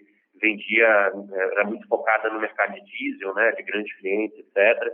E você tinha no segmento B2B, que eu estou me referindo, e obviamente você tinha a aviação, que continua, né, sendo um segmento bastante destacado, bastante não só relevante, mas um segmento à parte, que tem uma gestão própria, que tem uma dinâmica própria. mas você tinha antes na companhia gerências comerciais voltadas especificamente para esses segmentos especiais, né, de produtos especiais, produtos químicos, etc. E com a reestruturação, a nova forma, quer dizer, a nova estrutura do B2B, ela parte para uma junção, quer dizer, a gente passa a ter gerentes regionais, e aí a mesma área que vende diesel, vende coque, vende lubrificante, vende, enfim, o que tiver que vender, e temos aqui uma área agora de key accounts também para certos clientes especiais. Então, a forma como a dinâmica do B2B está estruturada passou, então, a estar refletida em todos os sistemas. Os centros de lucro da companhia mudaram, os centros de custos, as alocações de custos, a apuração de resultados, todos os reportes internos, os nossos sistemas, enfim, tudo passa a gerar em torno da nova estrutura tal como ela passou a ser. E a norma contábil, aí não é só uma discricionalidade nossa, mas é de fato uma indicação normativa, ela exige que a gente faça o reporte externo, né, para o mercado, tal qual os decisores gerenciam, tomam decisão e olham para os números da companhia. Então, a gente, de fato, precisava refletir para fora a forma como a gente internamente passou a ver, que é nessa nova, quer dizer, nem existe uma alocação de custos, um centro de lucros hoje de mercados especiais, por exemplo, na companhia, né? A gente não tem esse número, não é apurado mais dessa forma, é um outro olhar, que comercialmente se entendeu que era o olhar mais interessante e que se traduziu para trás em todo o resto, quer dizer, em todos os sistemas e formatos de informação e, portanto, não podia ser diferente para divulgações externas. Tá? Então, é basicamente um reflexo de decisões anteriores do negócio e que precisam ser traduzidas dessa forma, até por exigência normativa. Tá? Perfeito, André. Então, olhando para frente, dado que a Aviation está separado, você vê isso continuar ou você acha que tem um potencial também de ser agrupado de alguma forma? Não. Até pelos critérios e pela relevância do segmento, se mantém separado e, de fato, ele já reflete, quer dizer, a estrutura continuou tendo uma apuração, um centro de lucro, uma equipe dedicada exclusivamente à aviação. Então, de fato, ele é um segmento, vamos dizer, são números segmentados observáveis e que tem relevância dentro do todo que merece esse destaque, né? E é a forma como a gente, de fato, gerencia e olha todas as informações, né? No nível da diretoria, do conselho, todo mundo observa a aviação destacada, portanto, nada mais justo do que ela ser assim também divulgada, tá? E a gente tem uma nota explicativa, a nota explicativa 25, que ela detalha um pouco exatamente o que está dentro, enfim, de cada segmento, tal como ficamos agora. Né? Vale talvez dar mais uma olhada também nisso, mas de fato, daqui para frente. Agora, um ponto importante, Cristian, é que a reconciliação disso para trás é muito simples, porque de fato é uma mera junção. Então, a repactuação desses números, se você quiser reconciliar para trás, não é uma coisa que sai um pedaço de um lugar, que cai dentro do outro, que você fica perdido. De fato, é muito simples. É tão simples quanto somar tudo para trás dessas duas, daquele segmento que a gente chamava de especiais, ele passa a estar dentro do segmento que antes tinha o nome de mercado consumidor, né? Então, a reconciliação está bastante facilitada. Muito claro. Tá, João. Obrigado. Próxima pergunta vem de Thiago Duarte, de BTG Pactual. Olá, boa tarde a todos. Obrigado pela oportunidade. Eu queria fazer duas perguntas e um follow-up, se possível, por favor. A primeira pergunta é justamente sobre o segmento de aviação. Eu queria que vocês pudessem ajudar a gente a navegar um pouquinho nas margens de reposição do segmento. Está muito claro o impacto de demanda que foi visto já no final de março e que parece que está sendo até agora os números de demanda do segundo trimestre. Eu queria, se vocês pudessem ajudar a gente a conversar isso com as margens. Né? Esse segmento não parece que teve o mesmo impacto de inventário, por exemplo, que a gente viu nas outras unidades. Eu até diria que eu esperaria algum impacto de margem por conta da demanda muito deprimida. Então, se vocês puderem discutir um pouco isso, ajuda a gente a pensar na rentabilidade desse negócio durante esse cenário do Covid. A segunda pergunta sobre também variação de estoque, mas eu queria que vocês ajudassem um pouco, até pelo adiantado do trimestre, né? Já estamos no meados do último mês do TRI, do segundo TRI. Queria se vocês pudessem, ainda que qualitativamente, discutir um pouco como é que vocês viram essa dinâmica de inventário em abril e maio.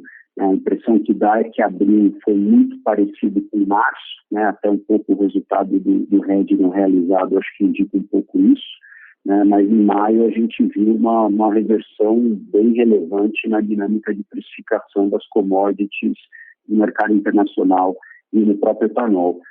Se pudessem passar um pouquinho com a gente, acho que também ajudaria a gente a entender a velocidade de cruzeiro no que diz respeito ao inventário.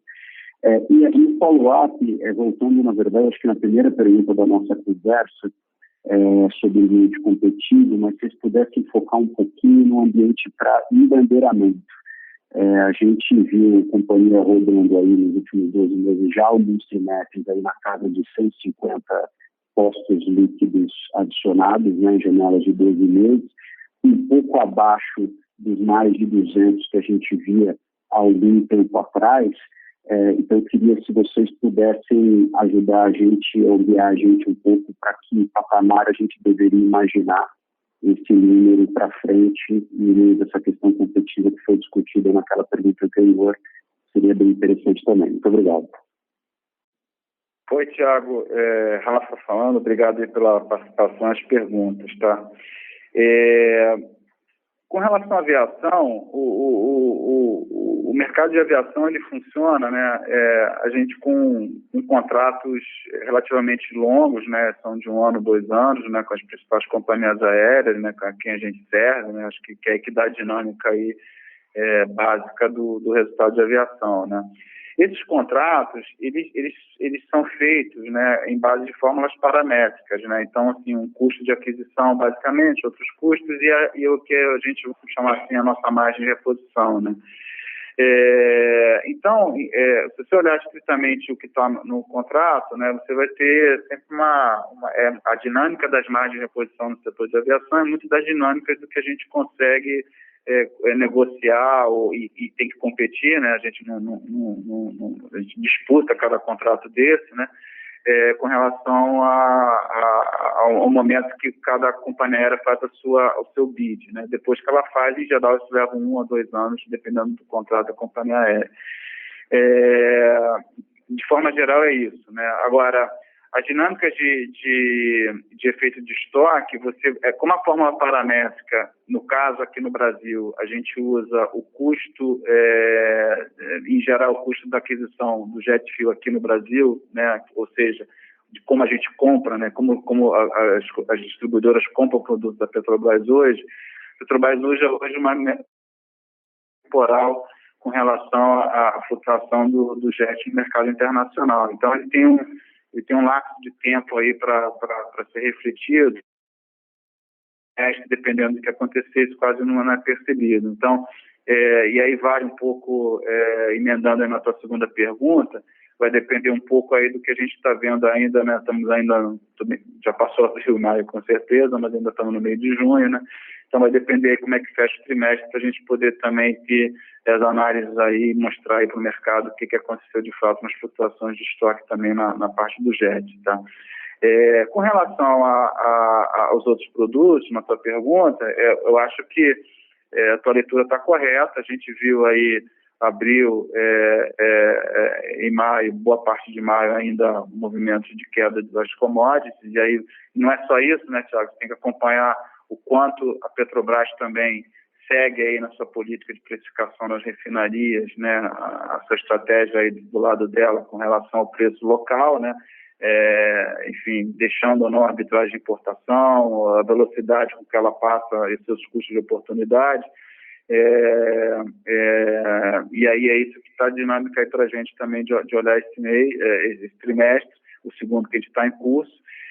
Junho alguma recuperação, mas de novo, né, as flutuações foram muito grandes, né? Então, e a gente basicamente compra e vende energias, né, compra e vende derivados do combustíveis, né? Então, mas realmente, e a gente precisa carregar estoque, porque a nossa função de distribuição tem a função logística, né? A gente, né, para fazer a nossa logística acontecer, a gente tem que carregar aí o nosso estoque operacional. A gente continua a manter a nossa estratégia de estoque operacional as always, né? Então, assim, a gente não está tomando nenhuma posição especulativa nem para um lado nem para o outro. Claro que é o número de dias, então isso quer dizer o seguinte, o número de dias de estoque, a gente tem as nossas margens, a gente tem as nossas flexibilidades, mas é uma definição muito operacional.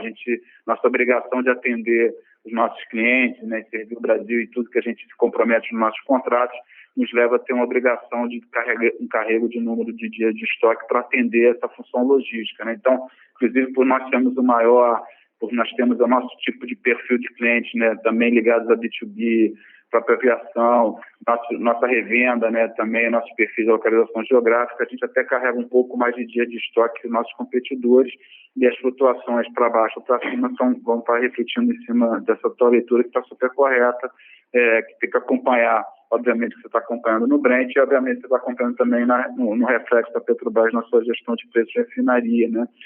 E por trás disso a nossa decisão de importação também, né? Então, obviamente, como te falei, o time aqui de operações e trading nossa está sempre olhando as oportunidades de importação.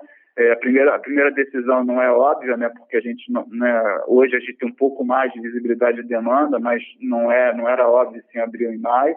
É um pouco mais óbvio agora, um pouco mais de leitura de que é demanda. Então, não adianta a gente também decisões de importação sem saber se a gente conseguir colocar o barco, são sempre complicadas. E essa questão né, que a gente nunca sabe, né, aquilo que a gente nunca aposta, né, nem câmbio, nem preço do Brent, né, mas a gente precisa tomar decisões conscientes vis-à-vis aí a melhor alternativa local. Então, isso aí que está acontecendo no trimestre, estamos fechando junho ainda, e aí a gente fala na sequência com mais números, acho que enriquece aqui a nossa discussão. Com relação ao seu follow-up, excelente pergunta, né? A gente tem uma proposta de valor, né? Essa é a nossa visão, né? Entregar uma proposta de valor bacana, né? Vou botar assim, para a nossa revenda, né? Então, assim, a gente, sem presunção e a gente gostaria muito de ter uma proposta de valor que quem não tivesse a bandeira BR nos procurasse para ser embandeirado, né? Então, essa é a nossa grande aspiração, ambição e visão, né? Que eu acho que a gente precisa ter isso. E por isso que as 10 iniciativas, elas se compõem, boa parte delas, para entregar uma proposta de valor que seja atrativa, né, para o revendedor, né, no caso da revenda, mas também para os nossos clientes da RR, para os nossos clientes industriais, para os nossos transportadores, de forma geral. É claro que isso passa por ter uma boa precificação, uma boa visibilidade da divisão, né, da partilha da margem integrada, né, desde o preço de refinaria, um preço bomba, né, quando você fala da revenda, dos nossos programas de marketing, dessa parceria que a gente está trazendo agora com a AME, né, enfim, tudo que a gente puder agregar de valor para a revenda, para que a revenda reconheça, o revendedor reconheça que faz sentido para ele ser sócio da BR na sua concepção do seu negócio, né? Então, a gente tem essa aspiração, sim. Eu acho que, inclusive, a gente tem bastante discussões com o nosso conselho sobre isso, né? Eu acho que a gente, agora com a nova imagem também, a gente poder mostrar aqui uma imagem mais moderna, mais ligada à energia, né, com a marca Petrobras, como a gente pode mostrar isso de forma bacana para o mercado, que a gente consiga trazer valor e o revendedor que reconheça isso, a gente consiga atrair mais gente para a nossa rede. A nossa aspiração é, sim, continuar aí com uma rede sólida, abrangente, como a gente tem hoje, com a escala que a gente tem no Brasil, e continuar um movimento aí de a gente conseguir atrair sempre mais sócios aí para a nossa rede, que a gente acha que tem bastante valor com toda a vocação e tudo que a BR já construiu no país vai construir ainda mais, né? Então, agora, tem sempre um cuidado aí de otimização, de posicionamento geográfico, né, de visão de longo prazo, das condições financeiras agora que se apresentam aí no ambiente pós-crise, né? Então a gente precisa estar com essas leituras mais táticas de curto prazo, mas a nossa visão é de um Brasil, de um país jovem que cresce, né, que vai usar por muito tempo ainda, né, o ciclo Otto, né, quer dizer, o ciclo Otto vai ter a presença dos derivados de combustível, já não tenha dúvida, né, e vai ter muita presença do etanol ainda, a gente acredita, é um produto que a sociedade brasileira decidiu para ela, né, com relação ao uso do etanol no ciclo Otto, então isso dá mais longevidade, né, desse tipo de combustível para o Brasil, um país que cresce, que vai crescer muito ainda. Então a gente sabe quanto isso, essa dinâmica do ciclo Otto, principalmente nos postos urbanos, né, isso vai ser importante para o Brasil. A gente quer estar presente cada vez mais e continuar sem presunção e com muito juízo, muita criação de valor, muita rentabilidade, continuar sendo uma distribuidora do país. E para a parte do diesel, né, o Brasil ainda vai ser movido por diesel por muito tempo, né, a gente sabe disso também, para os nossos postos de rodovia. Então, enquanto o Brasil ainda necessita, né, de cobertura de rodovia, mesmo a infraestrutura ferroviária, ela também usa diesel, né. Então, mas, enfim, né, quando você olha a rede de postos, realmente a abrangência do Brasil ainda é grande. A gente quer estar presente aqui na melhor rede possível e, se possível e se fizer sentido todo econômico, a gente tem que continuar sendo uma distribuidora também. Ok, Rafa, muito obrigado pela resposta. Obrigado a você, Thiago. Um abraço.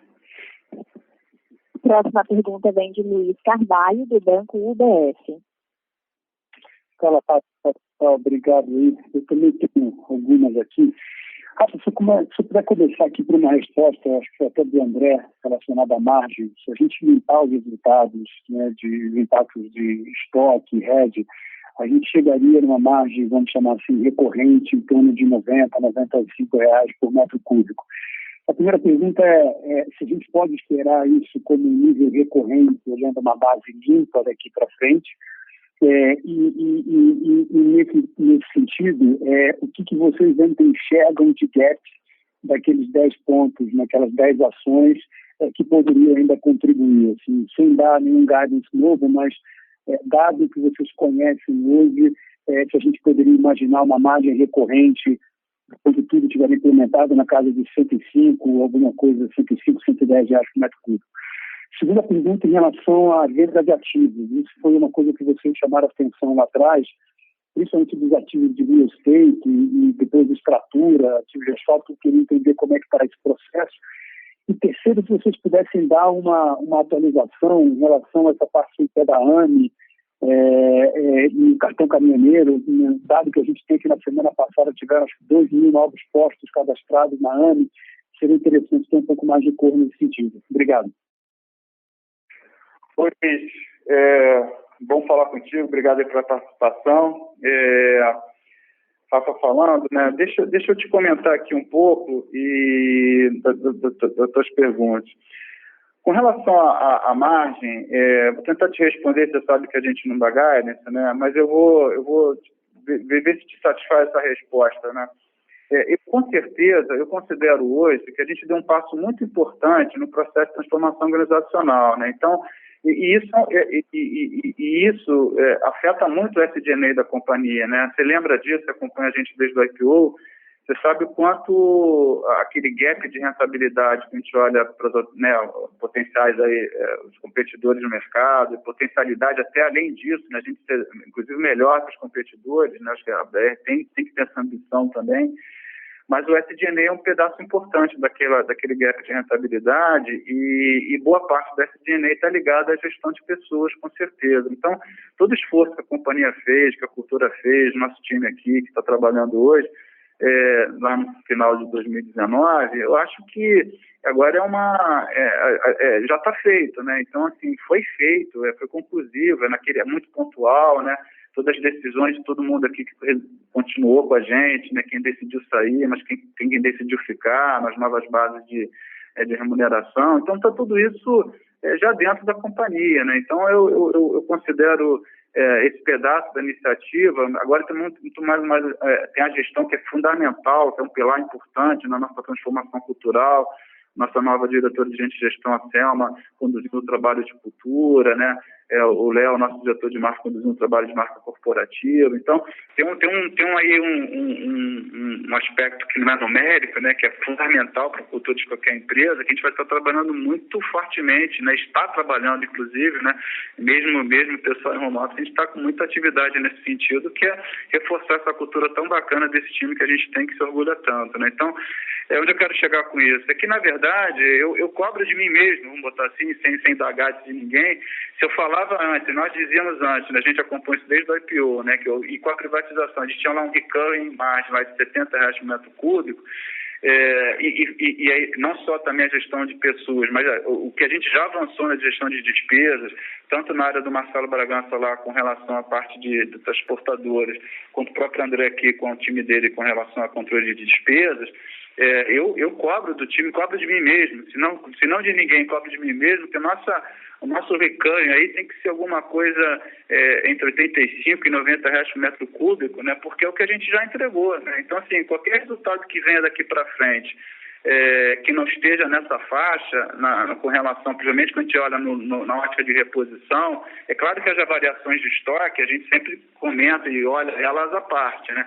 Mas é claro que o recorrente do business, a margem de reposição, tudo que a gente está ganhando, quer dizer, a gente, né, pelo menos quando eu olho o SG&A, nosso nível de despesa que a gente já conquistou, eu cobro de mim mesmo que a gente esteja num nível de recorrência acima de pelo menos, né, de R$85 por metro cúbico, né? Eu acho que daí para cima, né? Eu acho que quando a gente olha os 2 trimestres, né, eu acho que tem uma reconciliação fácil de fazer. A gente tirando aí qualquer contas que vocês fazem também do lado, né, de vocês com relação à perda de inventário, a gente está mais para R$90 por metro cúbico hoje do 85, mas eu minimamente me cobraria isso neste momento. Poxa, mas ainda tem coisas, né? A gente está ainda trabalhando nas outras iniciativas que vão estar muito mais ligadas a uma continuidade do controle de despesa, né?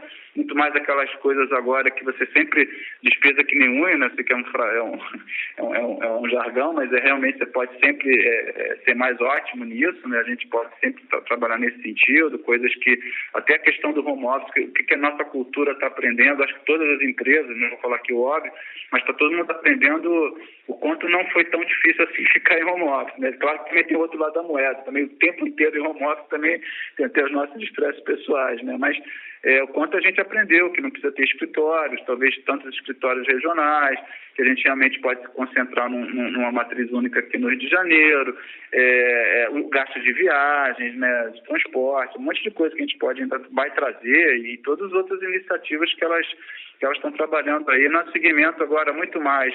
Quer dizer, tem um pedacinho ainda talvez importante, que sempre vai ser pedacinho a ser feito na parte de SG&A, e tem os nossos aí, vocações aí para a gente avançar nos nossos elementos de margem bruta, né?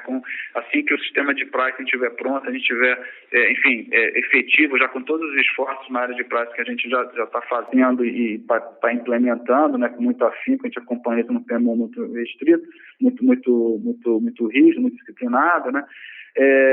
E continuar com os ganhos e potenciais aí na área de sourcing com relação não só os avanços que a gente possa ter com o trade, mas também eventualmente a gente conseguir montar uma comercializadora de etanol, né? Então, e a gente vê a configuração dos outros produtos também na área de B2B. Então, eu acho que as ideias iniciativas estão andando, tem ainda um caminho a ser feito, a gente sempre fala, isso aqui não é um sprint, é uma maratona, né?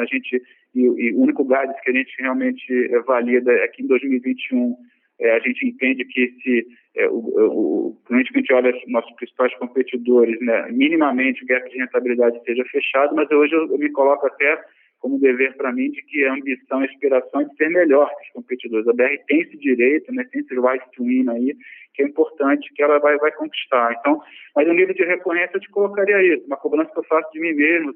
Alguns dias eu falo aqui com os times, se a gente não conseguir, porque isso já está dado, né? A gente já entregou esse elemento de controle de despesa e agora tem os outros elementos que afetam um pouco mais a margem bruta do que os elementos de SG&A. Com relação à venda de ativos, eu acho que eu chamaria de gestão de portfólio, né? Tem sim, a gente continua, né? Então a gente concluiu a venda da CDGN, Tem lá aquelas pequenas dois projetos termoelétricos que o time do Marcelo Cruz também está trabalhando aí para a gente, enfim, ter um projeto bacana que a gente possa também ofertar para o mercado na sequência, né? A extratura, a gente está no processo aí que já anunciamos também, né? Estamos na fase de diligência, né? E decisões que a gente possa vir a tomar para frente. A empresa lá do Espírito Santo, de gás do Espírito Santo, a gente trabalha muito afinado com o governo do Estado, do Espírito Santo, para a conclusão e para botar a empresa no ar, para que aí a gente possa, eu acho que o governador do Estado, inclusive, já fez anúncio público, que também tem eventual interesse de participar de um processo de venda, embora ele entendo que ele vai até querer continuar um pouco como um acionista menor, mas também tem interesse de vender o controle. Então, isso vai ser importante, a gente continua a trabalhar nelas todas, né? A parte da venda dos ativos imobiliários também, né? Agora, ela é mais difícil, ela tem, nesse momento, então, ela fica um pouquinho mais complicada, mas os times aí também continuam focados a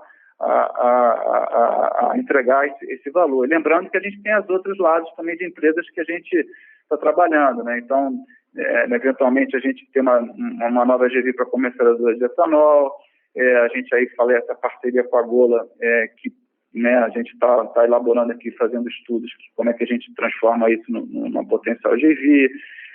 Você tem também a questão de, eventualmente, de a gente estar trabalhando com uma comercializadora de energia, né? Então também tem um lado de gestão de portfólio ativa e passiva, né? De venda e de criação, né? E na parceria com a AME, né, tem sido nesse momento a gente tem identificado aí um projeto bem bacana, né, inclusive, né, trabalhando junto lá com o Miguel lá na LASA, né, da LASA, a gente vê como tem uma sinergia importante aí nesse projeto para a gente nesse momento. Ele nasceu de uma necessidade de a gente botar para revenda um produto, ofertar como valor um produto de meio de pagamento sem contato, né, que a sociedade estava demandando isso, mas a gente começa a ver uma agregação importante aí nessa formação de dar essa solução de meio de pagamento também para nossa revenda, e uma parceria que começa a tomar um corpo bacana aí com relação a essa parceria com a LASA, nas discussões que são públicas, né, que a gente tem com a própria LASA, com relação até ao projeto de conveniência, né? Então, acho que está avançando bem e a gente vai acompanhando aí nos próximos trimestres também. Fechado. Obrigado. Abraço, Luiz. Obrigado. Próxima pergunta vem de Pedro Medeiros, do Citigroup. Bom dia, pessoal. Obrigado por pegar as perguntas, né? A gente já discutiu, acho que, uma coleção de temas no call. Eu queria só regressar um tema de capital de giro. Então, a gente passou por um momento bem distinto de extrema volatilidade, intensidade no relacionamento com clientes e fornecedores, mudanças na forma de comprar os seus principais produtos, seja aqui no Brasil com a Petrobras ou fornecedores de etanol. Então, entender, Rafa, você falou um pouquinho de estoque e do relacionamento com os clientes ao longo do call, mas de forma mais ampla, assim, dá para pensar em mudanças conjunturais e estruturais na forma como o capital de giro da empresa está estruturado em termos de dias, ou seja, mais crédito para cliente, menos crédito para cliente, e essas novas formas de adquirir o produto com Petrobras ou com as usinas de etanol está causando alguma coisa que possa traduzir um benefício ou algum consumo de capital de giro a mais do que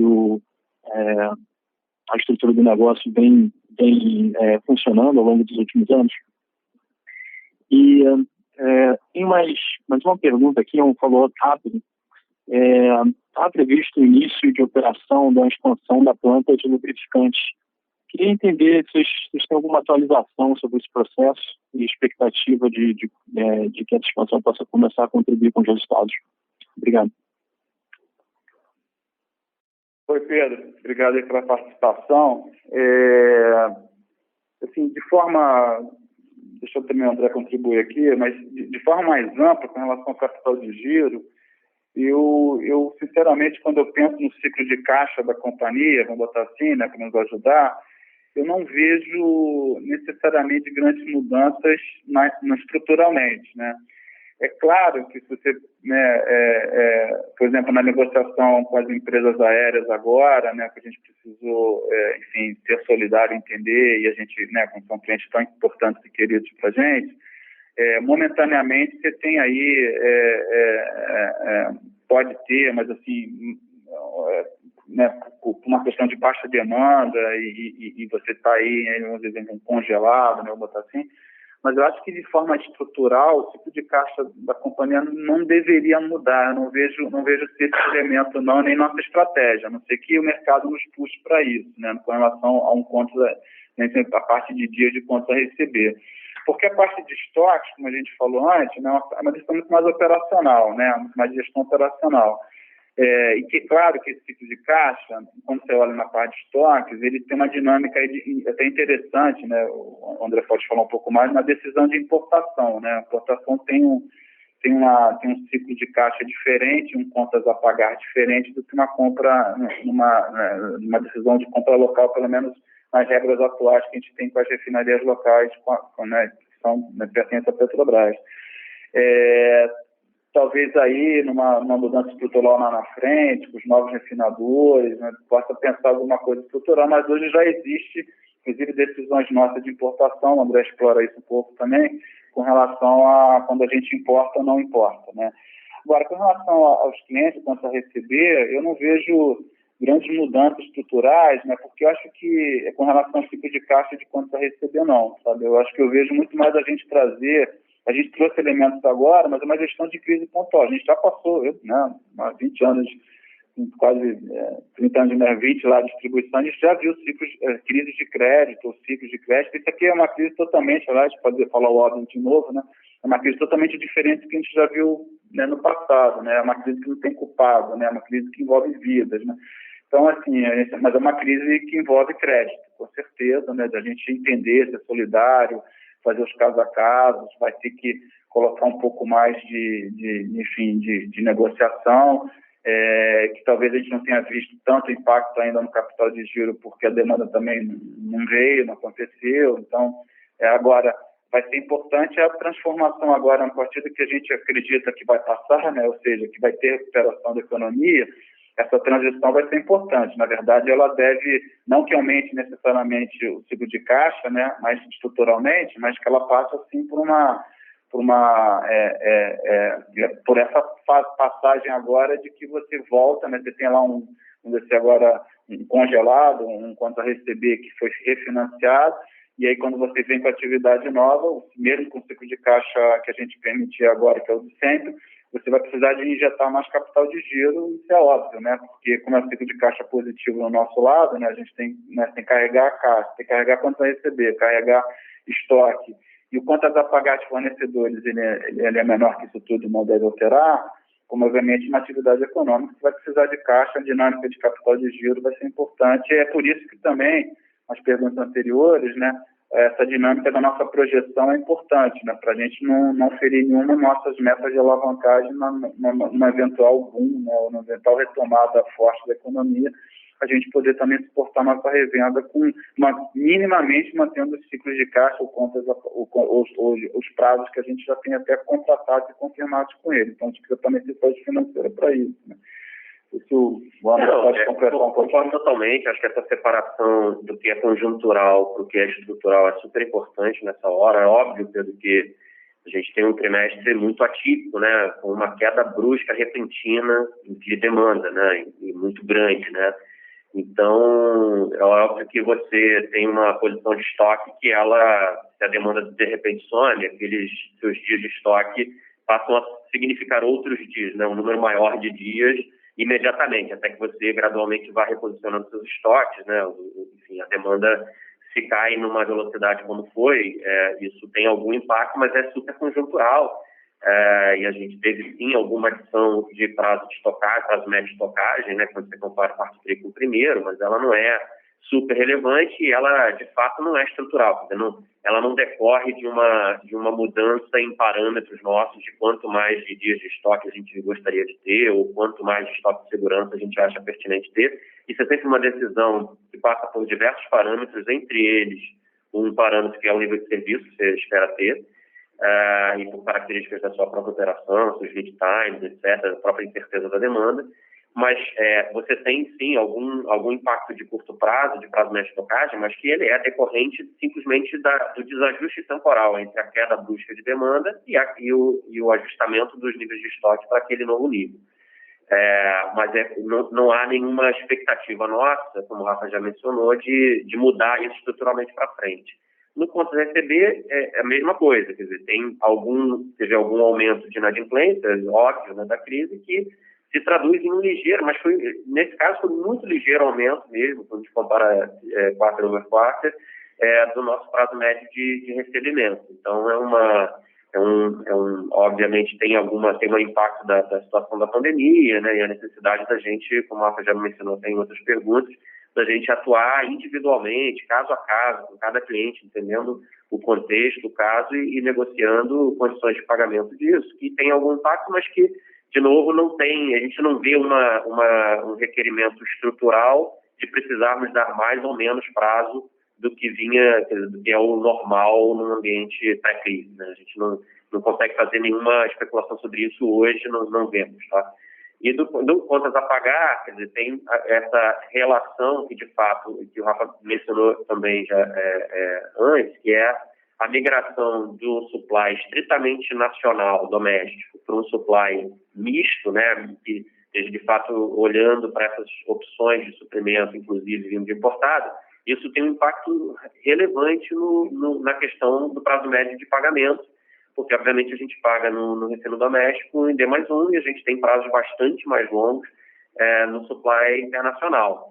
Então, assim, estruturalmente, a gente admitindo, como a gente acredita, que o sourcing nosso vai ser estruturalmente mais balanceado nesse sentido, de ter sempre um percentual vindo de diversas fontes, né, de outras fontes, a gente acha que isso tem um impacto importante estrutural, mas que não muda em relação aos últimos trimestres, porque a gente já vinha fazendo essa opção de um supply. Óbvio que isso, de tempos em tempos, você pode ver alguma variação por conta de a gente estar fazendo mais ou menos níveis de captura dessas arbitragens, mas essas flutuações eu esperaria que fossem conjunturais a cada ponto do tempo, mas não vemos assim direcionalmente uma mudança também do prazo de contas a pagar. Portanto, tirando os efeitos conjunturais agora da crise, a gente não está vendo uma diferença em relação aos níveis pré-crise quando a gente olha no prazo mais longo. E Pedro, com relação à sua pergunta sobre lubrificante, né, a expansão continua, né, a fábrica lá, eu já fui da área de lubrificante também lá na época, quer dizer, é uma fábrica complexa, ela é grande, né, então aí a proposta que a gente está trazendo é uma modernização toda dela, em especial da área de mistura. Para quem conhece lubrificante, é muito interessante, até de tecnologia que a gente está colocando lá. Mas continua, está avançando, né? A gente tem aí, não parou, né? Com todo o cuidado de segurança, né? De tudo que a gente conseguiu continuar lá na fábrica. Projeção aí de entrada para 2021, né? 2022, 2022 a planta. E uma vez que ela é em produção, né? Ela tem uma capacidade maior. E aí as decisões que a gente vai tomar com essa capacidade, né? A gente tem avançado muito também na exportação de lubrificantes, né? Que é importante, né? Então com países próximos, principalmente na Argentina, né? Decisões lá para o Chile também. Então é uma capacidade que a gente vai ter que entender se o mercado vai estar acomodando ela no mercado interno ou se a gente também usa um pouco aí do mercado externo para essa produção que a gente vai estar trazendo adicional na expansão da fábrica. Maravilha, não, estou super claro. Obrigado, Rafa. Obrigado, Pedro. Um abraço. Obrigado. A próxima pergunta vem de Ricardo Rezende, de JP Morgan. Boa tarde, Rafa. Boa tarde, Natal. Espero que tudo bem com vocês e com a sua família. Tenho os dois follow-ups, na verdade. O primeiro é um ponto que vocês já citaram em algumas das respostas, algumas coisas que fizeram para ajudar a rede também, além de repassar alguns dos ganhos mais rápido, como ajudar no desconto com recebível, algumas outras coisas também. Você podia dar um pouco mais de cor em quão representativo foi isso? Eu acho que até mais do que o impacto financeiro em si, mas quanto da rede que pediu algum tipo de auxílio durante essa crise. E acho que o segundo ponto também fez afetar algumas outras respostas, mas só para ter um pouco mais de cor nisso, em relação à importação, né? Teve bastante volatilidade em abril e maio, acho que não só no câmbio, na commodity, mas também a gente vê que essa queda, várias refinarias, tanto no Brasil quanto fora, estão rodando com uma utilização bem baixa. Quanto que isso impacta daqui para frente? Eu acho que é algo até mais cíclico e estrutural nos próximos trimestres, a estratégia de importação, que não só olhar o preço em si da commodity e o câmbio, mas quando você olha tanto a Petrobras quanto alguns dos players internacionais ainda estão rodando com uma taxa bem abaixo do que eles estariam rodando normalmente. Como é que isso impacta a estratégia de importação? Obrigado. Obrigado, Ricardo. Oi, Ricardo. Obrigado aqui, Rafa falando. Eu vou começar um pouquinho pela segunda e deixo o André finalizar aqui na sua primeira pergunta. Mas enfim, detalhes um pouco mais de cor sobre esse suporte para a rede, eu vou deixar o André comentar. Deixa eu falar um pouquinho sobre a visão de importação, que para mim é uma mensagem importante, né? A nossa visão, realmente a BR, né, a nossa vocação, o que a gente sabe fazer é comprar as energias, né, comprar os combustíveis e entregar para a sociedade, né? A gente não tem nenhuma ambição de dizer para a sociedade qual combustível, qual energia que ela vai usar, mas o que a gente tem, sim, ambição e inspiração é de qualquer que seja essa decisão, a gente esteja lá para conseguir entregar de alguma forma ao que a sociedade escolher, né? Então, a gente não tem a vocação de ser produtor, nem refinador, né? A gente não tem isso na nossa cultura, a gente não tem isso na nossa expertise. Então, o que a gente tem que saber fazer bem, como BR, é comprar produto, comprar as energias, né, fazer o melhor sourcing possível, né? Por isso que é uma iniciativa dentro das 10, né, tão importante. E aí, as decisões têm que ser realmente, né, sempre olhar a melhor oportunidade, né, o melhor produto, né, a melhor qualidade, a melhor energia, né, que a sociedade escolher, mas com uma melhor condição financeira, sim, porque no final estamos falando sempre de um produto que em geral vai ser comoditizado, né?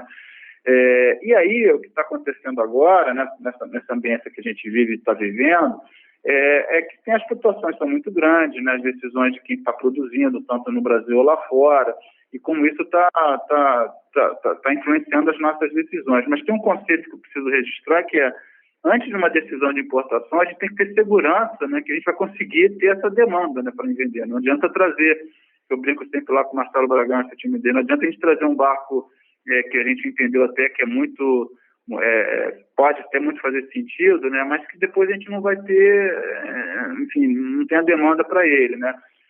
Então, esse é o primeiro conceito que veio, né, que nessa crise a gente teve que identificar primariamente, né. Agora, eu te garanto que o time lá do Marcelo, o time todo de trade, está horariamente, né, diariamente, olhando toda e qualquer oportunidade que a gente tem de comprar o melhor produto possível, o menor custo possível, para que a gente possa entregar de valor para nossos clientes, né. Então, é isso que a gente está olhando o tempo todo. E isso eu acho que vai ser, e estava lá nas nossas 10 iniciativas, e isso é outra mensagem quase aí no finalzinho da nossa falação, como é importante a gente estar seguro do que a gente trouxe de valor desde a privatização através das 10 iniciativas, e a gente ter trabalhado nela, ou estar trabalhando nela e continuar a trabalhar nela com muita disciplina em todas elas, porque elas que criam valor. Então, se a gente não tivesse avançado na nossa iniciativa de sorte com trade que a gente já faz hoje, se a gente não tivesse avançado na iniciativa de logística, se a gente não tivesse avançado no price, se a gente não tivesse avançado a nossa proposta de valor com a nova imagem, com tudo, quanto isso seria mais difícil hoje para a BR, e se a gente não tivesse avançado na gestão de transformação, quanto a gente estaria hoje numa situação que a gente tem, já temos por tamanho, mas acho que a gente tem sim uma vocação, uma aspiração, uma ambição de ser líder do mercado, sim, né? Então, assim, o que eu quero, só menos holisticamente falando, pragmaticamente, é que, sim, estamos olhando o tempo todo isso, né? A gente, cada vez mais, uma evolução muito positiva, né, da área de trading, de olhar todas as arbitragens que a gente puder, e também sendo muito sensível, que a própria Petrobras, como a única refinadora local, ela também está muito sensível e muito, vamos dizer assim, proativa de falar com o mercado, inclusive, né, com a própria BR, né, que é uma das maiores clientes dela, com relação a possíveis flexibilizações que, inclusive, a Petrobras trouxe para o mercado com relação à compra local também, né? Porque ela também precisa defender seu market share local. Então, ela também tem para quem está aqui no pilar de sustentação da cadeia, como a gente, né? A gente viu as oportunidades, viu as flexibilizações que a Petrobras também trouxe no mercado e o que ela também está ofertando. Ela fez vários leilões aí no trimestre, também de colocação, mudou, adaptou seus contratos de compra local. Eu acho que essa dinâmica do refino no Brasil, do downstream no Brasil, vai mudar muito. A gente acredita, é benéfico para a BR, é benéfico para o país. Eu acho que vai ter muitas oportunidades aí para a BR, com certeza, no futuro. Tá? André, por favor, Ricardo, tudo bem?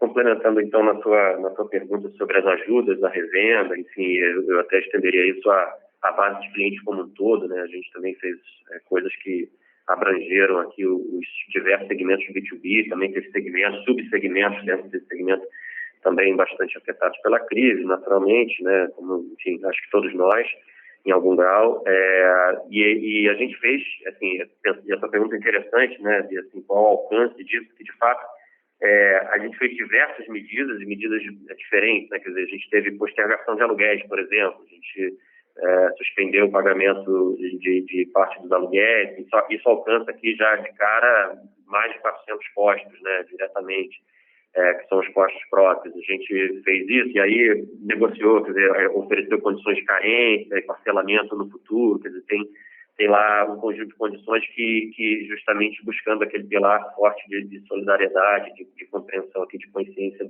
do tamanho da implicação da crise, e a gente oferecendo essas soluções, né? Então tem uma abrangência grande. A gente fez também uma postergação, uma suspensão da cobrança da contribuição do fundo de marketing, de royalties, da parte de conveniência. Então são diversas medidas. O Rafa falou mais cedo numa outra pergunta sobre a questão da adquirência, que a gente também fez parcerias importantes e a gente cobriu a diferença para zerar a taxa de antecipação de recebíveis. Então, de fato, tem um conjunto grande de medidas. Tem uma parte que é mais, talvez, direta, assim, o individualizado, eu diria, que são as negociações de débitos, né? Ou de enfim, do próprio quanto receber, vencido ou não, mas em alguns casos a gente teve, sim, quer dizer, obviamente, pela implicação da crise, um aumento de demanda desse tipo de negociação. E que, como o Rafa já mencionou também num outro momento, a gente tem feito, né, essas conversas, e aí intensificou muito esse trabalho de comitês de crédito e de olhar caso a caso, olhando a situação individual de cada um. Então, assim, o que eu te diria é que a gente teve talvez uma situação de pico desse tipo de negociação, né, e de discussão, que durou, eu diria, algo como 3 semanas, talvez a última semana de março e as 2 primeiras de abril, né, em que a gente teve o pico dessa incidência. E, na sequência, o que a gente observou é que o número de novos casos foi caindo vertiginosamente até voltar exatamente para o patamar histórico. Quer dizer, a gente não viu mais nenhum movimento desde então de novas deteriorações de crédito, ou de novos pedidos, ou de novas, quer dizer, não que não haja novos, mas há os casos exatamente em linha com o que era o patamar histórico pré-crise, quer dizer, dentro de uma total normalidade. Então, de fato, teve um movimento bastante concentrado, que a gente olhou caso a caso. Ele não chega nem a 5% da nossa base, assim, é um número bastante menor do que isso. Então, de fato, assim, ele é muito cirúrgico, né? E é importante que seja de fato, né? Que a gente faça esse tipo de coisa direcionada e olhando o caso particular. Quando a gente está falando de crédito, a gente não existe uma solução, no nosso entendimento, panaceia, né? Uma solução genérica, ela precisa ser sempre específica. Então, a gente tem, então eu te diria que, assim, no caso particular do débito, de negociações de crédito, não chega a 100% da base, mas as outras medidas todas, elas têm uma abrangência super grande em termos de alcance, né? Acho legal. Obrigado, cara. Obrigada a todos.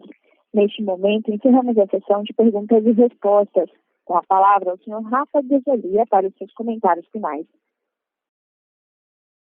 Bom, boa tarde a todos, agradecendo a participação de todos. De novo, a BR fica solidária aqui com a sociedade brasileira, né? São um momento aí de muita crise, né? A gente tem aí essa quantidade de mortes, mas, de novo, a BR também acredita que vai passar. A gente sabe que vai vir um momento aí de recuperação, já estamos vivendo ele. A BR sabe da sua responsabilidade perante o Brasil, sabe da sua responsabilidade perante os nossos fornecedores, perante os nossos transportadores, para os nossos clientes, para a nossa revenda, para os nossos clientes TRR, para os nossos clientes industriais, para os nossos clientes de aviação. Sabe da sua responsabilidade com esse time tão querido, né? Um forte agradecimento a todos, né? Todo mundo que está em operação, todo o nosso time em home office, e a gente vai estar falando nos próximos trimestres de próximos desenvolvimentos, e a gente continua aqui muito entusiasmado com todo esse projeto.